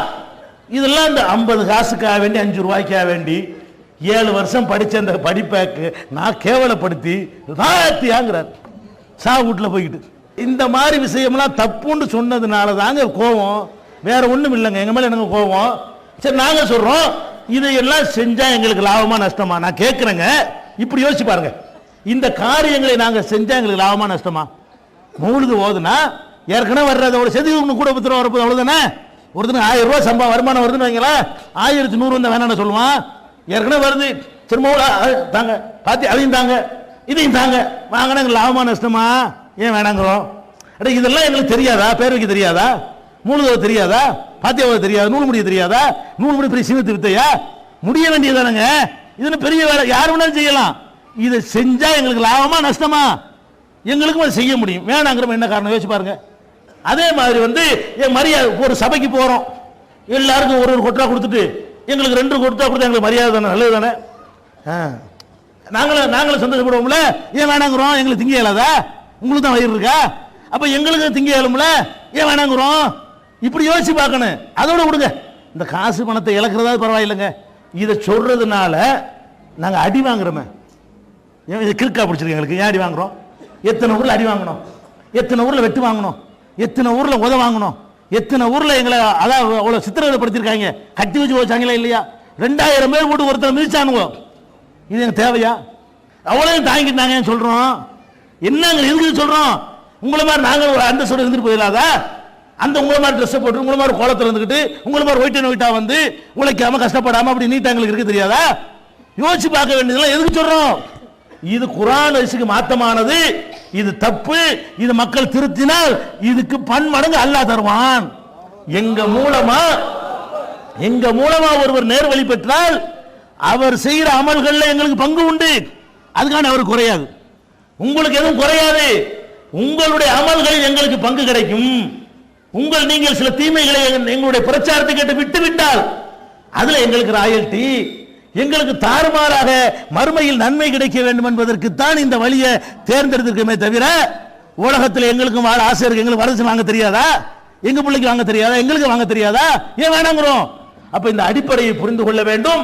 அப்ப நாம சொல்வதையும் அவர்கள் கேட்கறதுக்கு எந்த சம்பந்தம் இல்லை. நம்ம காது தான் அவங்க நேரத்தில் இருங்கிறாங்க, அதான் விஷயம். நம்ம ஒண்ணு சொன்னா அவங்க வேற ஒண்ணு சொல்றாங்க. நம்ம பட்டுக்கோட்டைக்கு வெளியே கேட்டோம்னா அவங்க கொட்டைப்பாக்கு 1 கிலோ 5 ரூபாங்கிறாங்க. அப்ப சம்பந்தம் இல்லாமல் உளறி கொண்டிருக்கிறார்கள். எனவே உள்ளதை உள்ளபடி புரிந்து சத்தியத்தை சரியான முறையில் புரிந்து நடக்கக்கூடிய நன்மக்களாக அல்லாஹ் உங்களை மன்னிமாக்கி அருள் புரிவானாக. அஸ்ஸலாமு அலைக்கும். மூன் பப்ளிகேஷன்ஸ் வெளியீடுகள்: இஸ்லாமிய அடிப்படை கல்வி, திருமுறையின் தோற்றுவாய், திருக்குரானில் அறிவியல் சான்றுகள் பாகம் 1, அர்த்தமுள்ள கேள்விகளும் அறிவுபூர்வமான பதில்களும், குர்ஆன் கூறும் ஓரிரை கொள்கை, நபி வழியில் தொழுகை சட்டங்கள், மாமனிதர் நபிகள் நாயகம், குர்ஆன் மட்டும் போதுமா, ஹதீஸ்கள் குர்ஆனுக்கு முரண்படுமா, அழகிய இஸ்லாமிய பெயர்கள், இதுதான் பைபிள், ஜனாசாவின் சட்டங்கள், ஏகத்துவமும் இணை வைப்பும், திருக்குர்ஆனின் அறிவியல் சான்றுகள் பாகம் 2, இஸ்லாம் பெண்கள் உரிமையை பறிக்கிறதா, பிறை ஓர் விளக்கம், இஸ்லாம் ஓர் இனிய மார்க்கம், நபி தோழியர் வரலாறு, குற்றச்சாட்டுகளும் பதில்களும், நோன்பு, இயேசு இறைமகனா, வருமுன் உரைத்த இஸ்லாம், உண்மை தோழர் அபூபக்கர் அலி, பெண்களுக்கான நபி வழி சட்டங்கள், அறிவுச்சுடர் அன்னை ஐசார் அலி, இஸ்லாத்தில் சொர்க்கம் நரகம், நபி தோழர்களும் நமது நிலையும், துவாக்களின் தொகுப்பு, முகைதீன் மௌலிது ஒரு ஆய்வு, குர்ஆனை எளிதில் ஓதிட, நபிகள் நாயகம் பல திருமணம் செய்தது ஏன், யாக்குத்பா ஒரு ஆய்வு, நபி வழியில் நம்ஹஜ், நபி வழியில் குழந்தை வளர்ப்பு, தராவி தொழுகை ஒரு ஆய்வு, ஜக்காத் ஒரு ஆய்வு, இஸ்லாத்தில் இல்லறம், கியாமத் நாளின் 10 அடையாளங்கள், நபிகளாரின் நற்போதனைகள், மன்னரை வாழ்க்கை, பைபிளில் நபிகள் நாயகம், இஸ்லாத்தின் பார்வையில் பில்லி சூனியம், தர்கா வழிபாடு, நபிகளாரின் இறுதி நாட்கள், இஸ்லாமிய கொள்கை, சரியான ஹதீஸ்களும் தவறான ஹதீஸ்களும், சந்திக்கும் வேளையில் கொள்கை விளக்கம், பேய் பிசாசு உண்டா, கற்பனை கதைகள், நவீன பிரச்சனைகளும் தீர்வுகளும், தப்லிக் தாகலிம் தொகுப்பு, சுபகான மௌலிது ஒரு ஆய்வு, மனிதனுக்கேற்ற மார்க்கம், நேர்ச்சையும் சத்தியமும், மனனம் செய்வோம், விளக்கப்பட்ட உணவுகள், அர்த்தமுல்லா இஸ்லாம், குர்பானியின் சட்டங்கள், தொழுகை, இஸ்லாத்தின் பார்வையில் கனவுகள், இஸ்லாமிய திருமணம், இறைவனிடம் கையேந்துங்கள், மீராஜும் அதன் படிப்பினைகளும், வேதம் கொடுக்கப்பட்டோர் யார் மற்றும் prophet Mohammed the greatest man.